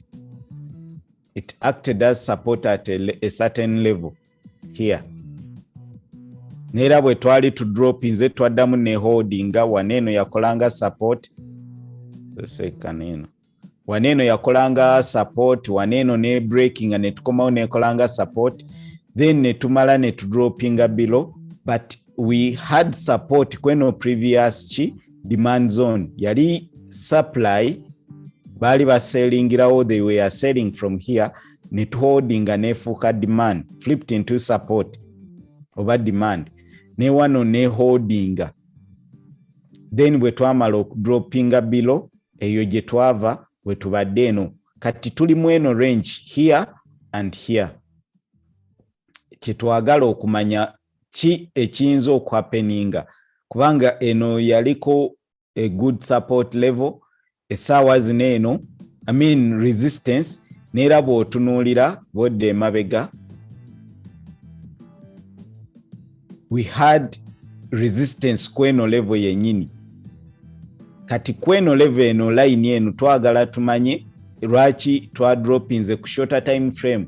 Just njagadde kulaga waje tuvudde okutuuka waneeno kweyo line lwaki ziri bweziti. Neera bw'olaba eno yakolanga resistance emirundi nga bwe yakikola waneeno gye tubadde nga bwe yakikola. Guys kansubire nti sibaboye nnyo leero, kansubire bw'obanga ofunye owebaka zuukuka. Here it acted as resistance waneeno wennyini here, then nemala ne breaking aneekola ki. Kati bwebanga yakikola bwetyo ne wano neekolanga support, kati waneeno twa resistinga ne tu rejectinga heavily. We tuli essaawa eyo range gye tulimu yakolanga resistance emirundi ebiri, then nemala ne breaking aneekolanga support, then we are failing to break above here. With fundamentals, can we start breaking these lows? Like tutandika okubreakinga tulabe reversal. Ekyo kyolina okwebuuza nti can we? Yes we can. Bw'ogenda ku the same thing mbadde nkuwaako range eyo lwaki eri important, then kankulage ku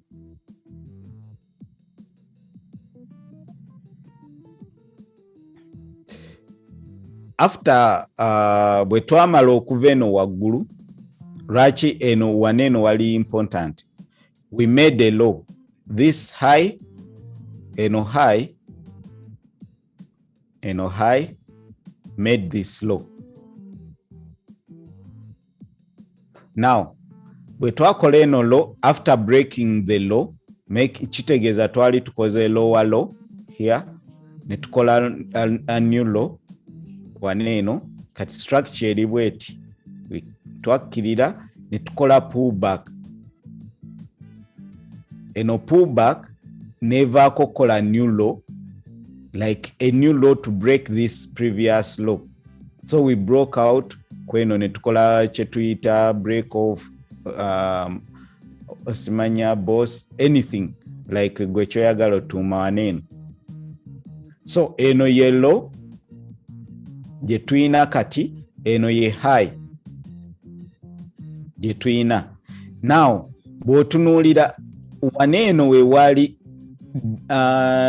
demand and that demand flipped into resistance waneeno we tuli mu kukola microgundi ng'ogyeko bineeno eno tuvuddeyo eno gye tubadde tunuulidde. Kati we are concentrating here.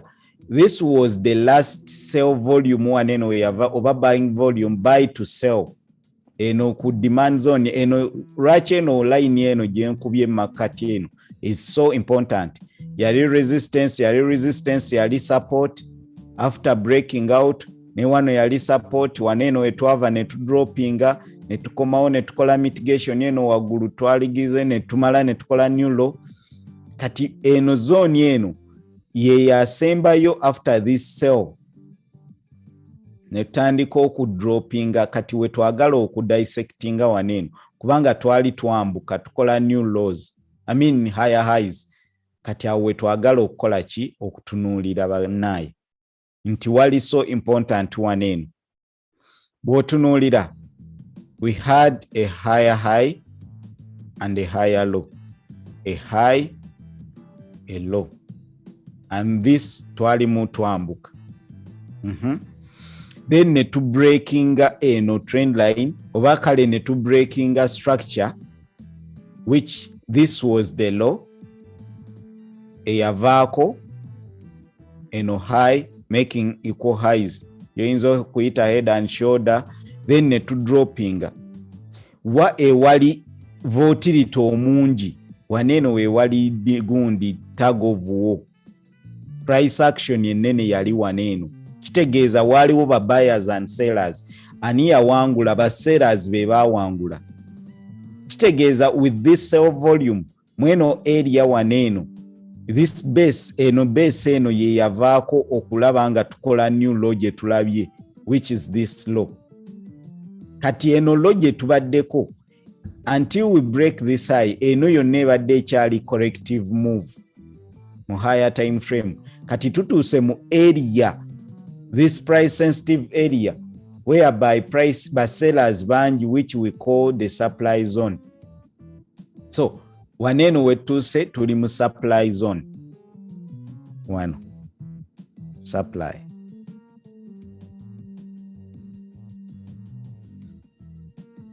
So mweno supply zone eno gye twagala tulabe. Kati oba oyagala kulaba ekisooka ng'olaba rejection by sellers nga bajja mu katale, we don't break above nga tulaba nga tutandika okulaba ki kyokka fundamentally neera dollar eraga nti etandise okuweakeninga, euro etandise okufuna amaanyi, pound basuubira fundamental changes ezigenda okubaawo with the new prime minister, with the new king. Ebyo byonna biyinza okontributinga ku gundi amaanyi ga dola okubeera nga gakkirira. Kansuubire nti ngezezaako okukola a good work. So kati mweyo zone tulaba luli tubadde tu creating a liquidity waneeno which we purged. Kati essaawa zineeno tuli mweno decision time. Malo okujjawo bino decision time eri waneeno mweno area here. Can we start dropping to make new lows?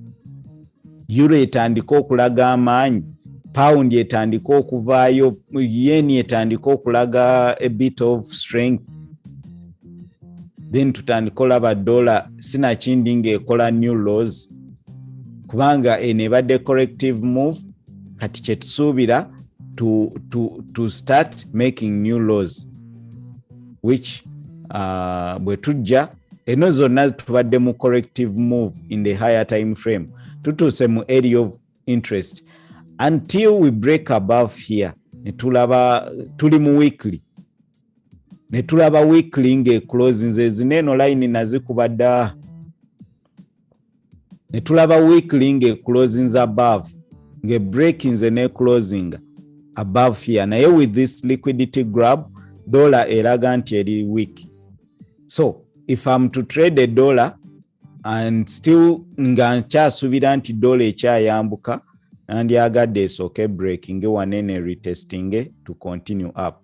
However singa tulaba weakness nsuubira okukola bweti with the fundamentals in play. So bwetandika droppinga mba nsuubira a new low oli ayinza ogaa tebisoboka pound yali tesuubira nti eyinza droppinga against the dollar like that. Euro yali tesuubira nti eyinza droppinga nebeera even less than a dollar. So we could see nga tutandika okukola new lows mu dollar.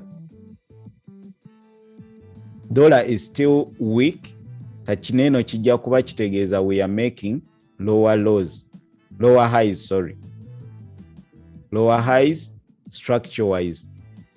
Nga bwe twagikola eno dollar awo siwe ekyasinze ndowooza olaba tuli mu downtrend on the dollar. We are still in the downtrend. This is a high eno kati ate eri mu kukola ki kitegeeza wanene ejja kuba ekola lower high. So that is what I'm seeing. Kineno kyabaako bw'otunuulira eno, look at this schematic eno waneeno okuva waneeno paka waneeno. I think it is the same okuva waneeno mpaka wano. Tunuulira waneeno bwe kyali from here nera yeno waneeno ne breaking out here nekola accumulation something like that simanyi manya gaabyo. Olaba nekola new low then nemala after breaking these liquidity levels like kangezeko comparing this, we had this structure picking liquidity then netukola new high waneeno wetwava netandika okukola ki okudistributinga failing to make a new high then netandika droppinga. The same thing kati essaawa zineeno tuli waneeno mu kano kamuvu kano kaneeno otunuulira wano like we have this a breakout netubeera ne liquidity here then nebajja ne bamuyitamu to make a new low then to making a higher low which is higher than this then netugenda waggulu kati tuli mukola distribution something like this then to drop to make a new low lower than the previous. Ekyo kiyinza okubaawo egyo giyinza okubeera emyaka ebiri egiddako mu maaso oba esatu oba ena naye kati omanya nti we are in the downtrend in the dollar nga bwe tubadde ku uptrend mu dollar then tuyinza okulaba kineeno kyatwala kuva 2019 bw'obalira ddala okuva 2014 tubadde mu uptrend nga tuli mu corrective move. Eno yakyamala okuva 2002 okutuukira ddala okukola new low myaka mukaaga 2008. From 2002 when it did the high to 2008. So eno egenda kubeera higher time frame gundi kyeyongezaako okulaga. Kati then bwe tugenda ku daily 4H kangende ku 4H nga nze bwe mba noonya gundi maze okugira gundi then nga ntunuulira structure kiki ngamba. This is the structure. Tubadde tuli mu kwambuka, tubadde mu eno range, failing to break above ku higher time frame, meaning nti tutandise distribution, meaning we are making higher highs and higher lows naye with less volume. Waliwo gundi gentero kozesa with for volume indicator, kozesa indicator. Of course waneno tosobola manya volume naye waliwo sigenda gigira gikozesa, sigenda giteekako naye okay, let me use it. Let me go to it. How can I do it?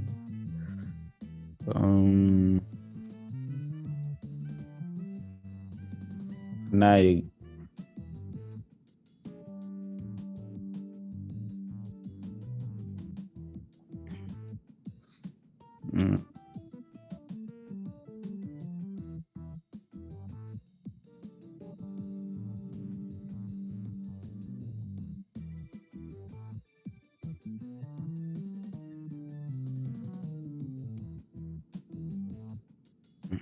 on this one.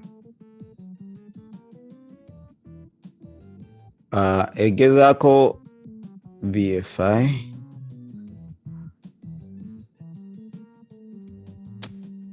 Volume.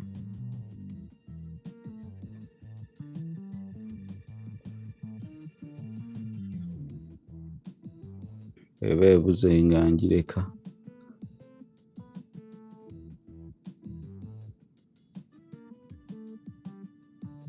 Sigiraba.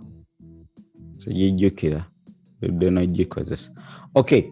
So, in case generally, if you look at the volume, generally nebo bolaba volume pumps zitandika okendera, bolaba volume yali wanene ne volume abadde wanene, otandika okumanya nti ba sellers batandise okujja mu katalo okusinga wanene.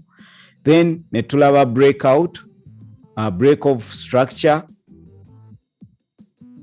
like tandika olaba new, luli tubadde tukola higher highs and higher lows. Like trend bwokuba trend tubadde mu kwambu. Kati tandika okulaba nga tukola new lows. Aliwo agamba tunuulira kweno. Okay, so kati essaawa zino kyensuubira ng'ate tuli ku area of interest, we just need to pull back then to continue down. That is what I'm thinking. Dollar chedi like lokola.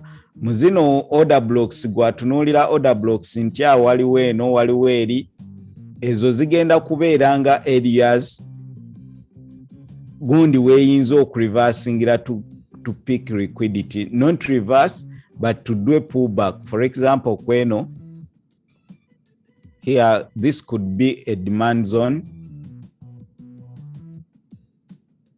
Kati mweno demand zone here, tuli likely okulaba nga price ejja, then tweyongera netukomawo. If we don't, singa tujja direct wano, tuli likely okubouncing rano netukomawo mu zino price sensitive areas, previous demand zones. Kati essaawa zino ziba zifuuse supply to continue lower. Ekyo kye tuli likely okukola. But price eri fractal, like prices zijja kuba tezikkirira lumu, zirimu fractions ojalaba nga zikola ki. Kati if we don't tap into this first, netujja netwambuka waggulu, then we know nti tujja kukola bweti. Eno kikonfaminga sell volume waffe. So you can counter trade this for a continuation, oba bwolaba sisobola buying nga tetunatuuka wanene. And if I'm buying, I know that I'm counter trading to relocate selling a buy to sell. By this buy to sell, I rather wait for this pullback, Muzino areas here, mu gaps zerese imbalances, these imbalances here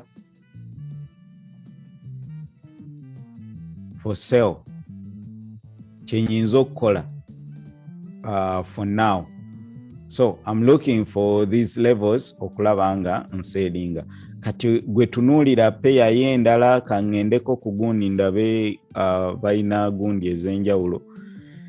Naye nga ekyo kyentunuulidde you can use nkuwadde peya emu yokka naye ekulaga how I look at the market generally, then you can look, you can go to other pairs. Now we're no implementing the same thing. FICFAMAICA, when we get the bias, it becomes easier for us, okay? But all countries, okay, nice analysis. Simonics, one extra channel, thank you. Okay, when all countries have been increasing interest rates to boost their value, Japan refused. What's the reason behind their response towards their country? Japan mainly export oriented, like for it exporting. Can you imagine bobanga yo exporting gundi ye mainly ku export nga gwe otunda wabweru. Japan yemu kwe zitunda electronics, atene assembling plants. Japan yemu kuzisinga Toyota I think ya Japan. Toyota ya Japan yemu ku company esinga ku exportinga munsi yonna. Now you imagine bobango exportinga, you receive foreign currency, kale tubale dollar, you receive US dollar, USD. Kati balanga dola yo emu eri mu dola 103 buli dola eza Japanese yen. Kati kitegeeza if you exporting gundi yo ekended eri waggulu ogenda kufuna muzizo mu Japanese yen sente nyingi. Naye bwebanga eri tugeze nga bolaba Ugandan shilling, singa nfuna dola mutwalo gumu 10,000 US dollar nga gwenkolera ne bwe guba gwe musaala obanga mu tourism, singa olya okola tourism, oli mu kutambuza balambuzi obaki, then nobeera nga olya kusasudde omutwalo gwa dola, oba ogenda kufuna $3.8 eza Uganda mu emitwalo 5, simanyi oba byempandiika UGX nyingi zineeno zezo $3.8 mu emitwalo 5 essaawa zino ku mutwalo gwa dola. Naye bwebanga dola eri wansi obanga Ugandan shilling eri waggulu ya beeyi, kitegeeza bwebeera nga eri ku 3.5 ogenda funamu $3.5 oba kitegeera. Kati kiyamba nnyo Japan olw'okuba Japan nti eri wansi, it is exporting, efuna nnyo foreign currencies, foreign revenue. Kigiyambako nti mufuna sente nyingi if you devalue your currency. Japan ekikozeseza nnyo gundi waabwe gwe batta kyovola baali bagitumye, nalabye kati tulina ne Musevenomics oba ndoza Musevenomics, Ebonomics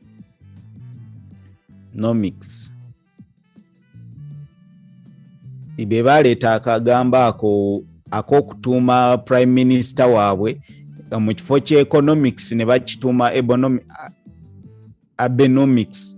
Oyo gwe baakuba esasi n'afa kubanga yali ayina policies ezigenda okuleeta Japan mu gundi.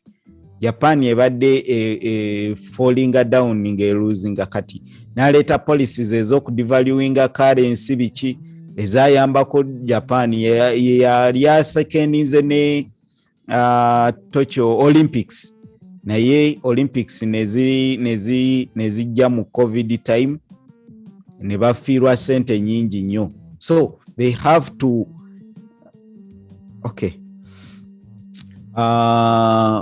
ndowooza byebyo ebiri ku chat. Bw'oba olinayo King Charles, bangambye King Charles owookubiri yagenda okubeera president waabwe. Currencies ki ze nnyinza otunulako kandabe wano eno. Let me look at Euro USD okuwa example. Euro USD kati tusuubira euro okubanga egenda kupampinga olw'okuba US dollar eri mu kukola ki mu kufallinga. Maze kati okukola analysis mainly ku stock market or mainly ku crypto. This is Euro USD.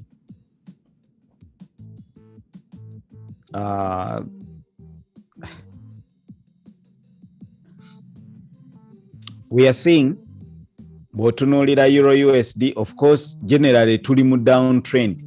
We are dropping. Toyinza gamba nti tuli mu uptrend. However, SAWA zino ku shorter time frame we are in a corrective move. After making new lows here, we had this yellow gye twalina losing parity nga euro ne pound ebadde tebikyakwatagana, pound nga euro ne dollar nga tebikyakwatagana, nga dollar eri more than the euro. Ekibadde kirudde okubaawo kyabaawo nga euro bakagitandika ogikola nga bakaji establishinga. Then kitegeeza euro ebadde very very weak, making new lows here. Then tulabanga tutandise okukola move. Fundamentally, technically twandibadde tutandika this is a supply zone here. This is a supply zone technically. Kitegeeza bw'obanga tradinga technicals tulina okulaba nga turanginga wanene, nga turejectingira wano nga tudroppinga. Ekyo ky'owandyagadde olaba tutandika droppinga to make a new low technically, and this can happen. However, ng'ogyeko kubanga eno bw'ogamba break of structure, it is a counter trade to make a new low. Rachi, this is a low which produced this high. So kati eno wano wonna zino fractal moves tubadde tujja kukola new low. Then kati neera tugenda nga bw'olaba eno bwe twa breaking a structure nga tukomawo mu area of interest, which was this. Okay, yangezeeko okusummarizing kuba binene abasinga babimanyi, naye bw'oba tolina directional bias bigenda kuzibuwalira. Bw'oba nga tolina direction bias nze njifuna nnyo ku fundamentals. Bangi abadde ba trading gundi, it is okay. Tulaba, this was the low. We broke through this low, eno low yaleeta eno high. Like we made a low, then we came to this high. Bolaba, we broke structure, but this was a counter trend structure eno. Okujja okumitigating, okola mitigation. Then we started dropping to make a new low. Eno ye yali lowest level to make a new low. Neera akatale ne kakomawo after making a new low, ne katandika breaking a market structure again okwambuka. This is a counter trend to mitigate, to come back into areas of interest, nimala ne dropping to make a new low. Kati bw'otunuulira, we have made several, the new low here, and this low tumaze ku breaking eno ye high eyatuleetera etuleetedde eno low. Like this is the low, which is here. Ye current low, eno ye current high. So this is the range we are in.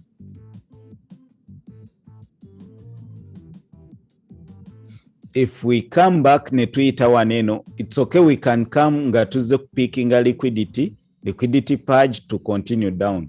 However, mweno range je tulimu, kati if we don't break this high, we are still in the downtrend. Then eno yellow, kati chineno che tuyita bank range, like interbanks manya daily range, daily because of it. Eno ye range je tulimu, wano na wano. Anywhere dollar, euro dollar, we can drop to make, we can react to make a new low. Something like this. However, nze ngamba nti if we, according to the fundamentals, according to what is happening with the weakness of the dollar, and the aggressiveness of the euro, aggressiveness kati our euro bali very, very hawkish, like they are very aggressive towards fundamental change mu euro. Baswala bagamba dollar etusinga n'amaanyi. So aba America badde bagamba kati yesawe ey'okugenda mu Europe okukola vacation, okugula byoyagala, boba wali oyagala ogende Greece, kubanga tuli obadde almost it is $1, buli euro emu oyina okuleeta $1.5. Kati weetaaga less than dollars, bw'oba oyina omutwalo gwo gukumala, buli obadde weetaaga gumu kitundu okukola the same thing in euro. So kati essaawa zinene aba Europe be baswala, Christina Lagarde ne tiimu ye be baswala. Kati kiki balina okukola? Fundamentally batandise okubeera very aggressive. At already dollar yalidda aggressive, tewakyali mawulire mapya gakyusa dollar strength. Ate baneno batandika butandisi. Bano bye batandika ono yabikola dda, kati ono takyalina kipya, ate bano bali mu kukola bipya. Ono bye yakola edda, bano be bali mu kukola essaawa zinene. Meaning nti these are now aggressive, luli badde very dovish, like nga tebakola bali reluctant, nga baneno bali very hawkish, nga bano bali very aggressive. Now baneno ne bakola ebyenjawulo, already people have priced in the dollar fundamentals. Now batunuulira how effective the fundamentals of our aggressiveness ya euro egenda ku affecting etya strength ya euro n'akatale. Ekyo kyentunuulira nti we might see more push above higher, okulaba nga tandika okukola ki, okwongerebo. Naye tetunna confirminga, these are just still pullbacks. Kati okulaba nti tuyinza okuba tutandika okwambuka, kulaba nga tutandika okuyita mu more price sensitive areas nga tufuna less reactions. We twandibadde tureactingira order blocks ze twandibadde tureactingira mu, kubanga eno ye order block we twava okukola new low. Generally bw'otunuulira eno structure eno ye high, eno ye low eyavaako eno high, then netudroppinga netukola new low here eyavaako, which is higher than that, netudda wanene. Kati eno ya reactinze, so meaning this is a supply zone. We reacted on demand on the area of interest wanene eno neyandibadde nga ki support level, and people were buying on support, but we failed to make a new high and we broke below the area of interest, and we broke two areas of interest.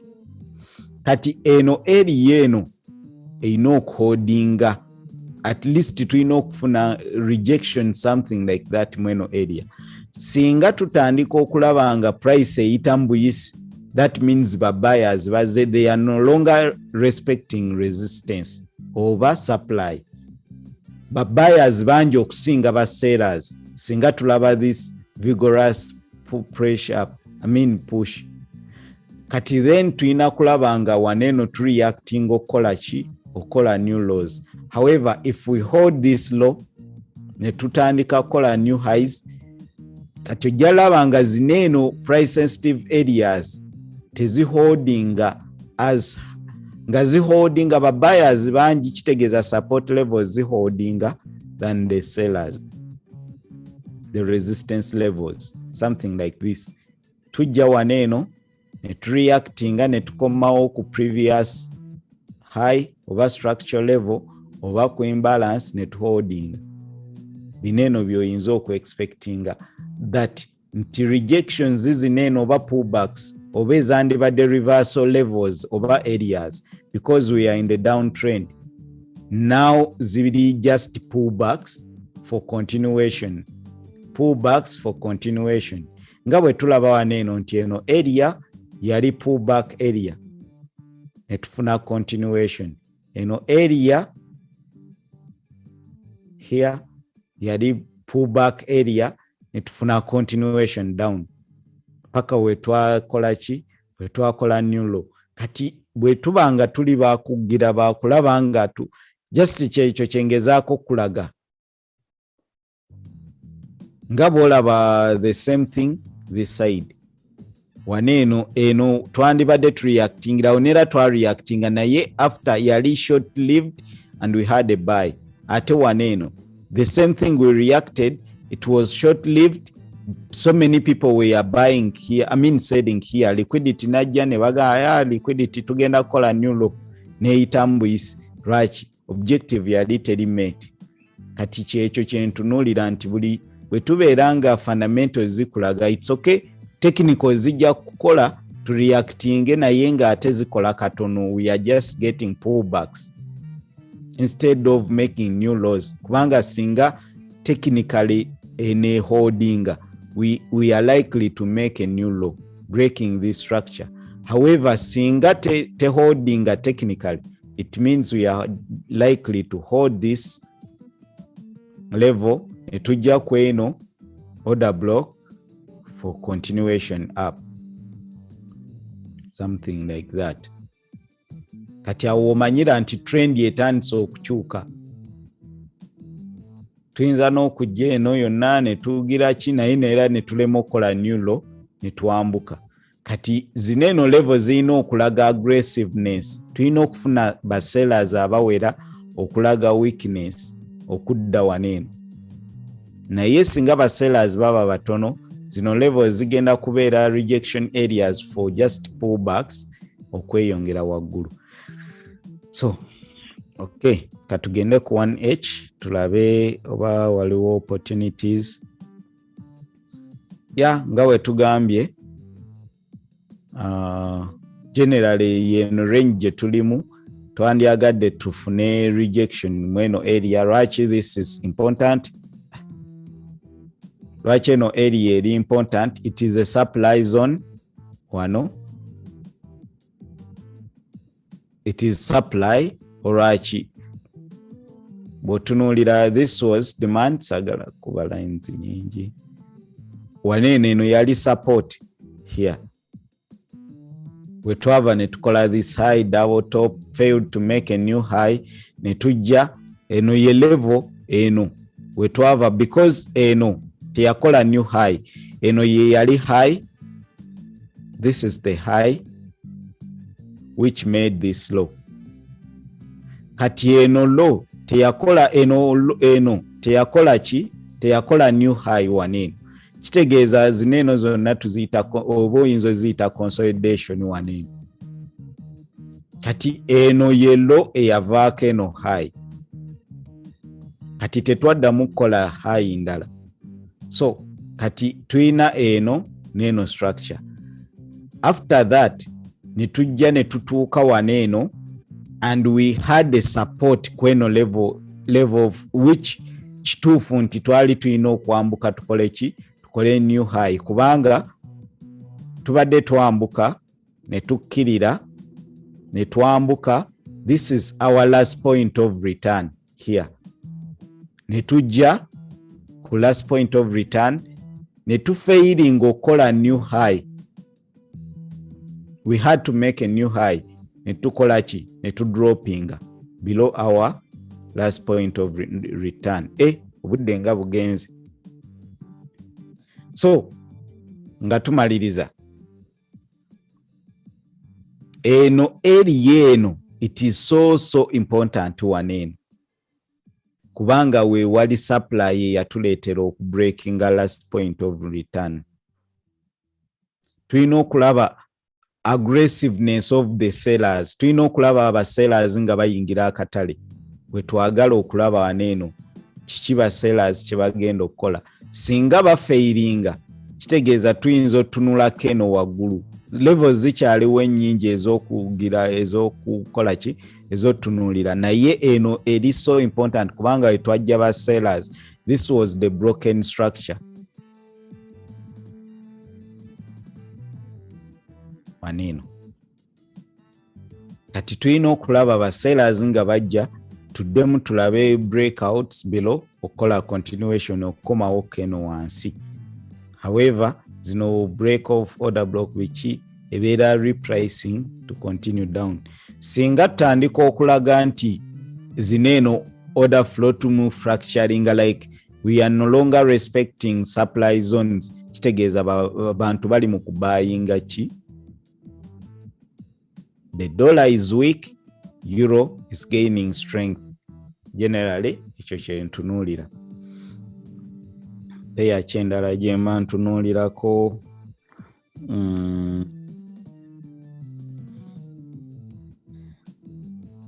Okay, ndoza perspective eno euro USD, XX USD, then kantunuulire ku AUD USD, I think the same niche. Nera ndoza tulaba weakness in the dollar, breaking out structure. Twagala tufune gundi. Okay.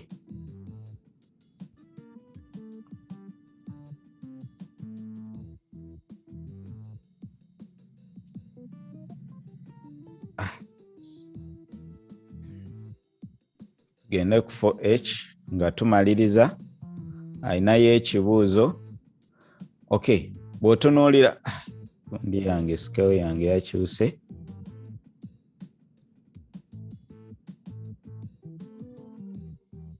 Okay, this is the 4H. Bw'ogira ddala eno tugenda tandikira waneeno to analyzing nti before even anything olaba nti tuli mu downtrend. This is the low which produced this high, then to breaking this low, price nekomawo mu areas of interest mu imbalance, then netukola new low, netukomawo waggulu like, then netukola new low, price nekomawo mu area of interest. Bw'okenda no scalinga in ojja laba nga tulina areas of interest ze twa mitigatinga, then netukola ki netudroppinga. We have not yet made a low waneeno ku AUD USD. We did not telling you Euro USD we made a new low. So with the weakness of a dollar tuyakyayinza Australian dollar tetumanyi simanyi fundamentally kiki drivinga, naye tuyinza okulaba nga tukomawo to take out this liquidity accumulating because kiyinza okuba ekizibu okukoma neeno netukola ki. Naye however, until we break this high, chances nyingi tituyinza okudda neeno, naye tukyayinza okubreakinga neeno. Bwe tubreaking omanya tukoze trend reversal. Kati buneeno bwonna bwe tulaga buneeno just buli minor tukyayinza odroppinga ne tukola new low. Naye bw'otunuulira structure yemu eri ku Euro USD, kitegeeza XX USD essaawa zineeno ziri mu kubuyinga as the dollar is doing what? Selling. Kyenyinza okugamba. So singa nze nandyagadde nnyo before I look for buys, so taking out that low, then tandika okola break of structure nga bwe tulaba neeno bwe twambuka. However, tukyayinza okujja ne rejectingira oba ne reactingira to these levels. For example, here. Tukyayinza okujjaawo kubanga even repricing to the premium ovala fib levels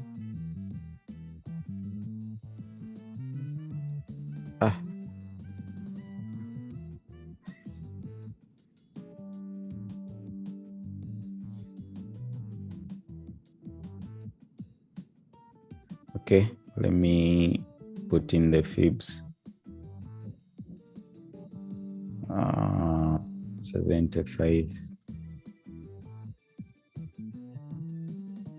So at least singa tujja mu premium level ku fib to 78, sorry, ne tujjako waneeno tukyayinawo imbalance era tukyasobola droppinga eno.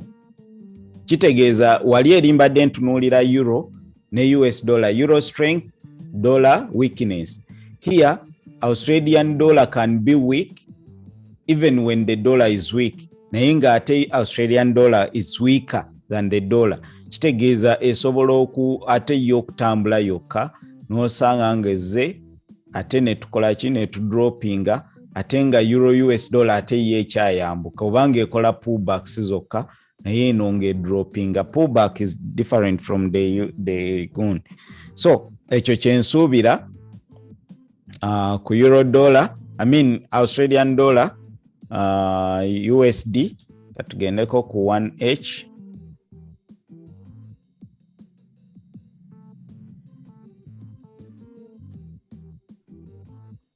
So nandyagadde nnyo kulaba nga tureactingira ku eno level mainly, and eno we took out liquidity. Here we had liquidity, we came into this level. Tetulina ku breaking above this kubanga it came into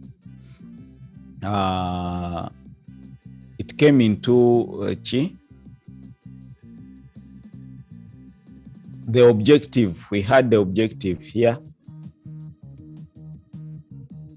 Then we tapped into taking out tons of liquidity. Then netukola new low. I mean netu droppinga. Then sandyagadde to breaking eno high like here. Nandyagadde to reactingire mu eno area, this order block over this, whereby we still have some imbalance. Okulaba nga tukola ki. Now you can counter trade this by looking for buys, breakouts, retests here below. Okulaba nga twambuka kyeyinza okugira.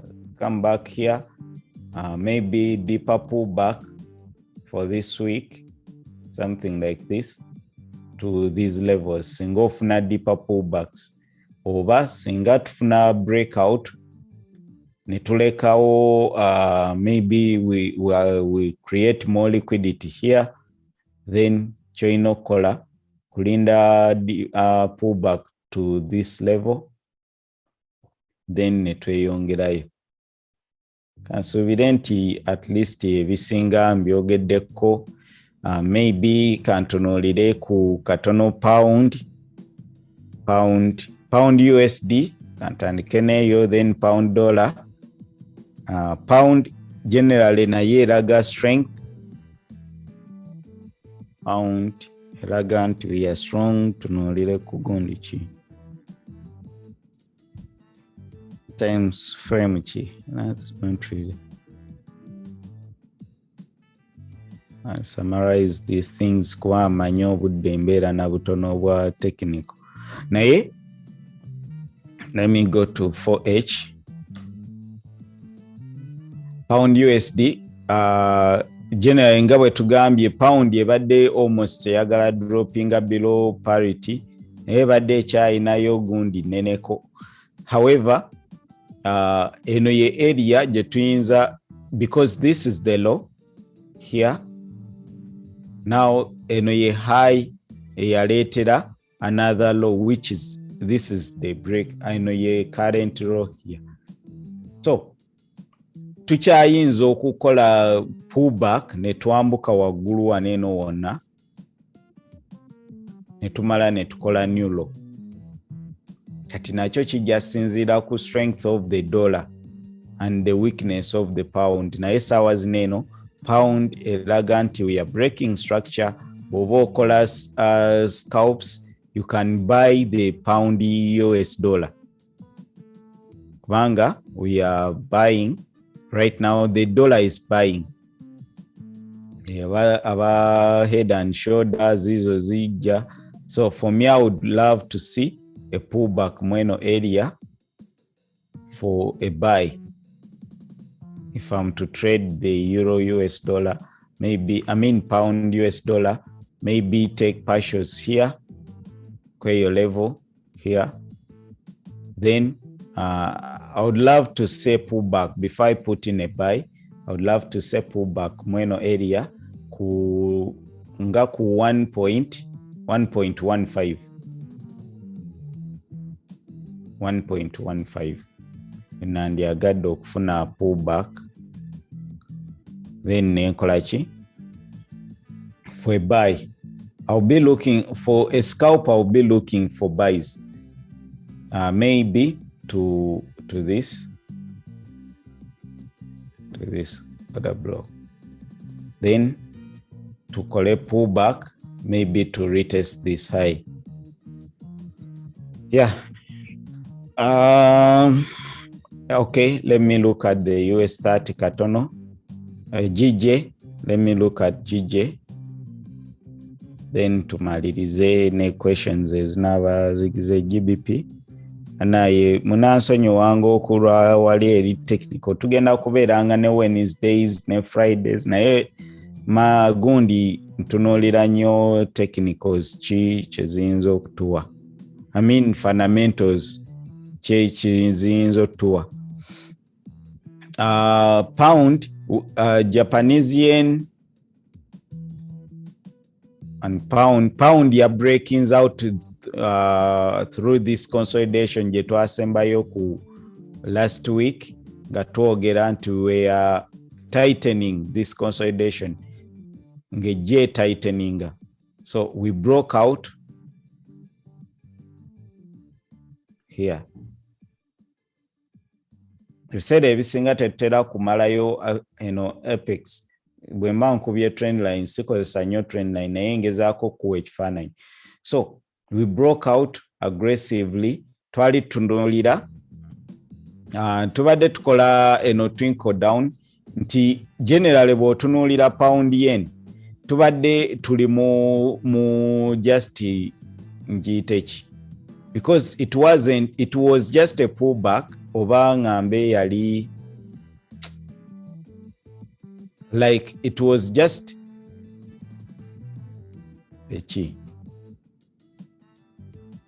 corrective move. It was just we are in a corrective move. Babo tunulia structure high which is almost equal high. It was taken out by a few pips. Yava kweno low. So kati wetubanga tetuna breaking eno low tuli mu uptrend. Kati waneno tubadde tukyasobola okukkirira mpaka mweno area here ewali origin of the move. Kati woyinza scalinga in nonoonya entry eziyinza kubeera zitya kubanga where is our last sell to buy? Our last sell to buy mweno area, like our last sell to buy yali mweno how we broke out okola eno move yali waneno.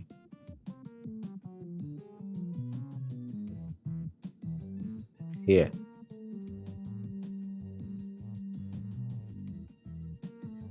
and bwolaba that sell to buy tubadde tetunagi breakinga mwe tubadde tuzanyira mweyo area. Kati then bw'otunuulira eno yali gundi taking out liquidity, mitigating this liquidity here. Then nebamala liquidity yali awo ne bamutakinga, then they buy before making a new high netujja ne tapping amweno nera order block here, then netuddamu netukola ki netubuyinga, although volume ebadde ntono but olaba structure wise nti ebadde eraga nti there was ebadde respecting a buying gun. So GJ ebadde very tricky for me. I wasn't trading GJ.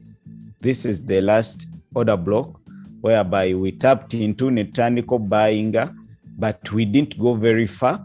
Nayengo olaba nti we are not making lower lows. Then we had this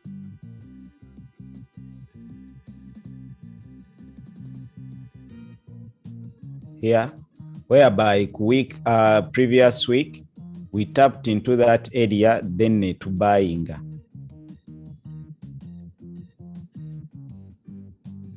So it bought from here, but tunulira nti ebadde creating the liquidity. We had tons of liquidity here down. So added to inner liquidity as people were buying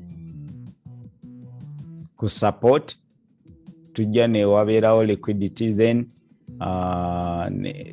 taken out, tapping into the last sell volume. Tubaddewo this order block ebadde nungi nnyo, then netandika okukola ki okurepricing, breaking structure, different structure levels sawas neno. So bwe mba njagala tukomewoko okola retest bullish, JJ tubadde tuli bullish. Ndoza waliwo enagamba nti tulinga aba bottominga ku JJ eri emabega the last locative zineno zonna ebadde gunchovola ebadde very choppy. Areas enyinza otunulira for GJ buys. First of all, eno yonna area. This is the sponsoring order, sponsoring block. Yazze ne taking out liquidity oyo gwe tulabye, then netukkirira bwe mascalinze out over in, mba njagala ku refining anenzijira ddala mweno area.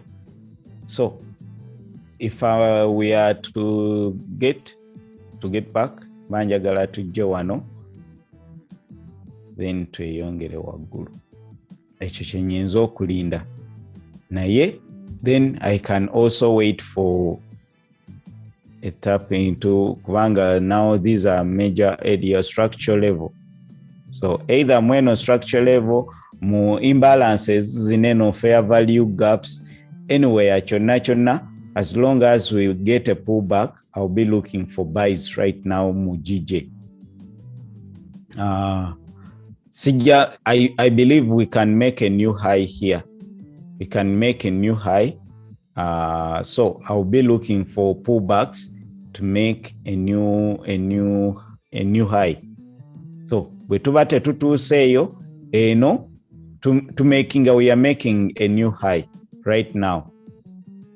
Tuli mukola new high, break of structure. This is the low. Eze wane eno na ye eno yebade order block. Erese no high. Then netujja netu mitigating, we continued up. Kati chemba nsubira mu zino areas to come into here for a continuation. We tubate tukoze deeper pullback. If we don't get this deeper pullback, zona zineno, I'll be looking for buys here, or there. Kati you can eno range neno okuva waneno singa tukola counter trend. Netujja netukola gundi breakout. Kitegeeza we are not going lower. No, we are just breaking structure to come back and tap into eno ye outment. Kitegeeza tusobola okujja netu breaking awaneno. Kitegeeza ntugenda kola new lows. No, we are likely to come here. We are selling to buy. Kyekyo kye tuba tuli likely okukola ku GJ. So esawa zino ninze pullbacks sobola yingira unless you entered from this breakout. Ebadde nungi breakout, you could have entered there. Esawa zino GJ are very bullish. Tubadde tuselinga GJ oba okuva ddi. Esawa zino GJ is very, very bullish. tekikola makulu ku buying GJ. I mean ku selling GJ. So you can scale in nofuna entries zo bw'obanga osobola okufuna entries like that.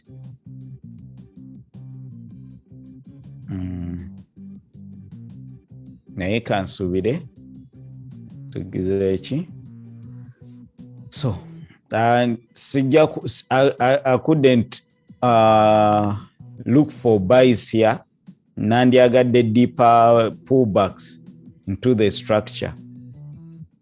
Nga bwe tulabye deeper pullbacks mu zino area here ku structure eno, then ne origin ya structure we nandyagalidde. So I'll be waiting since ayingira kati GJ. I'll be waiting for a pullback for buys. Sigenda selling GJ unless ngeze ne breaking ano ne holding something like this. Yeah, I'll be selling it to this objective, then to buy. Kati ninda waneno simanyi nti egenda kugira, sijja kugamba egenda kukola bweti ekole bweti nga bwenyinza ga nti egenda kukola bweti ekole bweti ejje bweti eyambuke waneno egire bweti. No, ninda I'm reactive. Ninda price nendaga kiki kyegenda okukola. US30 nga tumaliriza, gold simuyiseemu olw'obudde. US30, I believe it is pumping. Gold, I believe it is pumping. Zineno ndowooza olaba areas ze rejecting tuziyita mbuyisi olwa fundamentals. Just ojagamba nti ebyo tebikola because eno tubadde tetulina breaking this. Eno right tubadde tetulina gi breaking. Okay.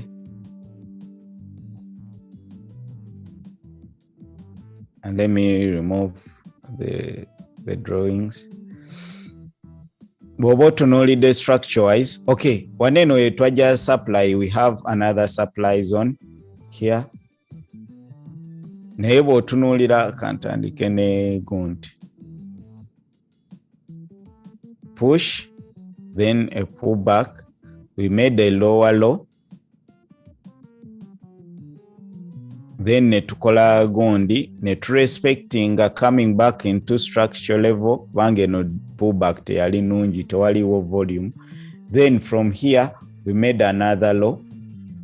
So eno loje tubaddeko essaawa zinene, loje tubaddeko ebadde yava waneno waggulu one. From here eno ye low, eno ye previous low. I hope people understand structure. Eno ye previous low. Eno sijibalanga break of making lower low kubanga we rejected. It was a rejection, but we closed below this low. Eno ye high eyavako eno okukola eyo low here. Structure wise waneno tubadde tulina okurejectingira kukola a deeper pullback from that area. Naddala kweno order block kubanga bwolaba sell volume yali y'amaanyi from that side, from this area waneno. Sell volume yali y'amaanyi nnyo okuva one. Now, did we get any major rejection or major reaction here? Gwe bw'otunula olabawo nti eba sellers baadde mu katalaawo. Not really. Tewabaddeewo nnyo gundi. Era ogenda okulaba we just consolidated, ba buyers ne balaga nti b'amaanyi. Olwaki? US dollar is weak. Olina okumanya fundamentally kyekikyuse ekibadde kireetera US30 okudropping, not just structure. Bagamba show me the chart, I give you the news. Oli bakozesa amawulire okutwala ki price we baagala. Kati essaawa zino amawulire ga US dollar galina okubeera very very too big okubanga ga moving akatale. So if we don't reject here, oba tuyinza okwesanga nga tu rejecting ano for a continuation. zineno kati zigenda kubeera demand zone. Lwaki ba buyers mu katale bangi abalowooza nti dollar eri weak, abalowooza nti stock market egenda linnya bangi okusinga abalowooza nti ekyakkirira. So kyova olaba nti zineno now they break through and now they are holding as buying zones. Nti waliwo gwe balese wanagaha bwekomawo waneeno ngenda kugula, which it will. Then if we don't, bwekomawo wano, I believe we will be buying, or if we break above here, we will be buying to the other levels. Maybe for a deeper pullback, which it might not be for this week, for a continuation. Guys, munansonyiwa okubanga mbavuze speed naye mukama bwayagadde kansuubire nti abali kyaliyo okwebali kuluseemu yazedda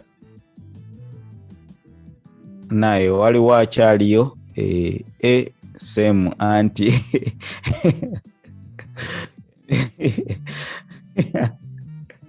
okay, guys, nga tumaliza abo ndoza tugenda kuba tukoma neno for today.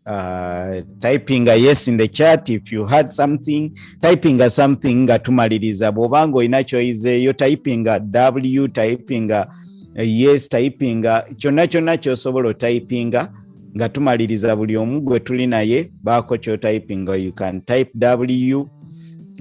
You want something, if you want something, if you felt something good today, type W. To spamming a chat, you can put yes. Ziwandike nga nyingi. You can type okay, you can type something.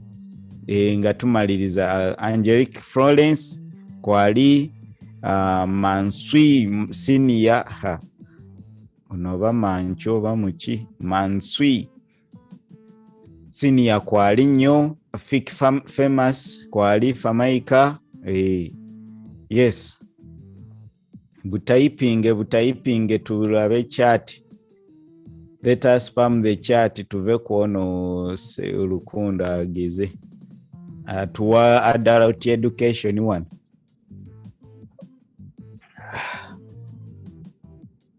Okay guys, tugenda kuba ku Wednesday inshallah mukama bw'anaaba atuwadde gundi, tugenda kubeera ku live Zoom session. Abana abasobodde okutwegattako ku Zoom ku Wednesday, this Wednesday, ng'olina kyoyagala obuuza, olina kyoyagala okwogera, oyagala eddoboozi lyo baliwulireko bakulabeko, gwe noonya bunoonya kafo kanakolera, ojje tubeere ku Zoom ate nga ne ku stream kwe tuli live. Tugenda kubeera tu streaminga live. Link tujja gisanga bw'oba toli ku Telegram group, ojja gisanga ku Telegram FX Lab. Joining our Telegram, it is a free Telegram ate si gundi, si signal group. Tetugaba signals naye tukolerayo chart analysis, so many things, psychology, about trading, buli omu asharinga gundi. Start abusing as long as you respect others. FX Lab Yugi kuliko ka $sign. Twegatteko jajjo sanga Zoom link ya Wednesday. Tujja giteekako ku macha before we start. So tulabe nga tweyamba. Ekikulu kulaba nga twepushinga. Sinalaba chat bwegira abantu balayika bagenze dda naye kirungi nti bw'obanga otuleseewo katusembeeyo nani? Katusembeeyo n'omusajja waffe ono. The morning call. Okay. See you guys. Let us meet tomorrow. Let us meet on Wednesday.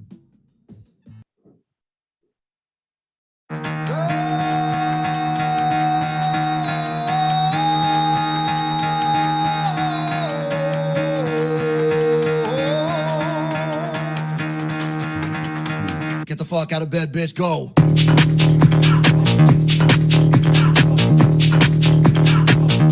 Get up, again, they got go.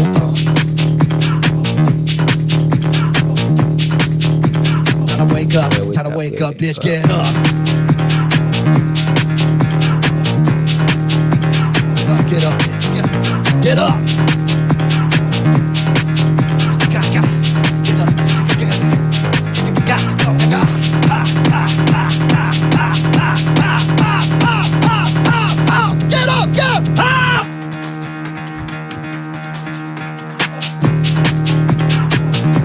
Guys, let us meet. Sorry. Ngali very serious. Let us meet. Let us see. Bobango inachofunyeyo mukama tulabe kyana abasobodde otuwa. Sikoze gold analysis. I believe gold is pumping. Crypto is pumping. BTC. Buli kimu pumping. As long as you're looking at something ekiri mu USD, unless so tusubire nti tujja kuba tweyongera okukola ki Bitcoin yine eyingira 2-3, so everything tewaliwo kyanjawulo kigira bunoonya good entries. Let us meet guys. Tujja kuba tukikwasaganya inshallah wetyo mpola mpola.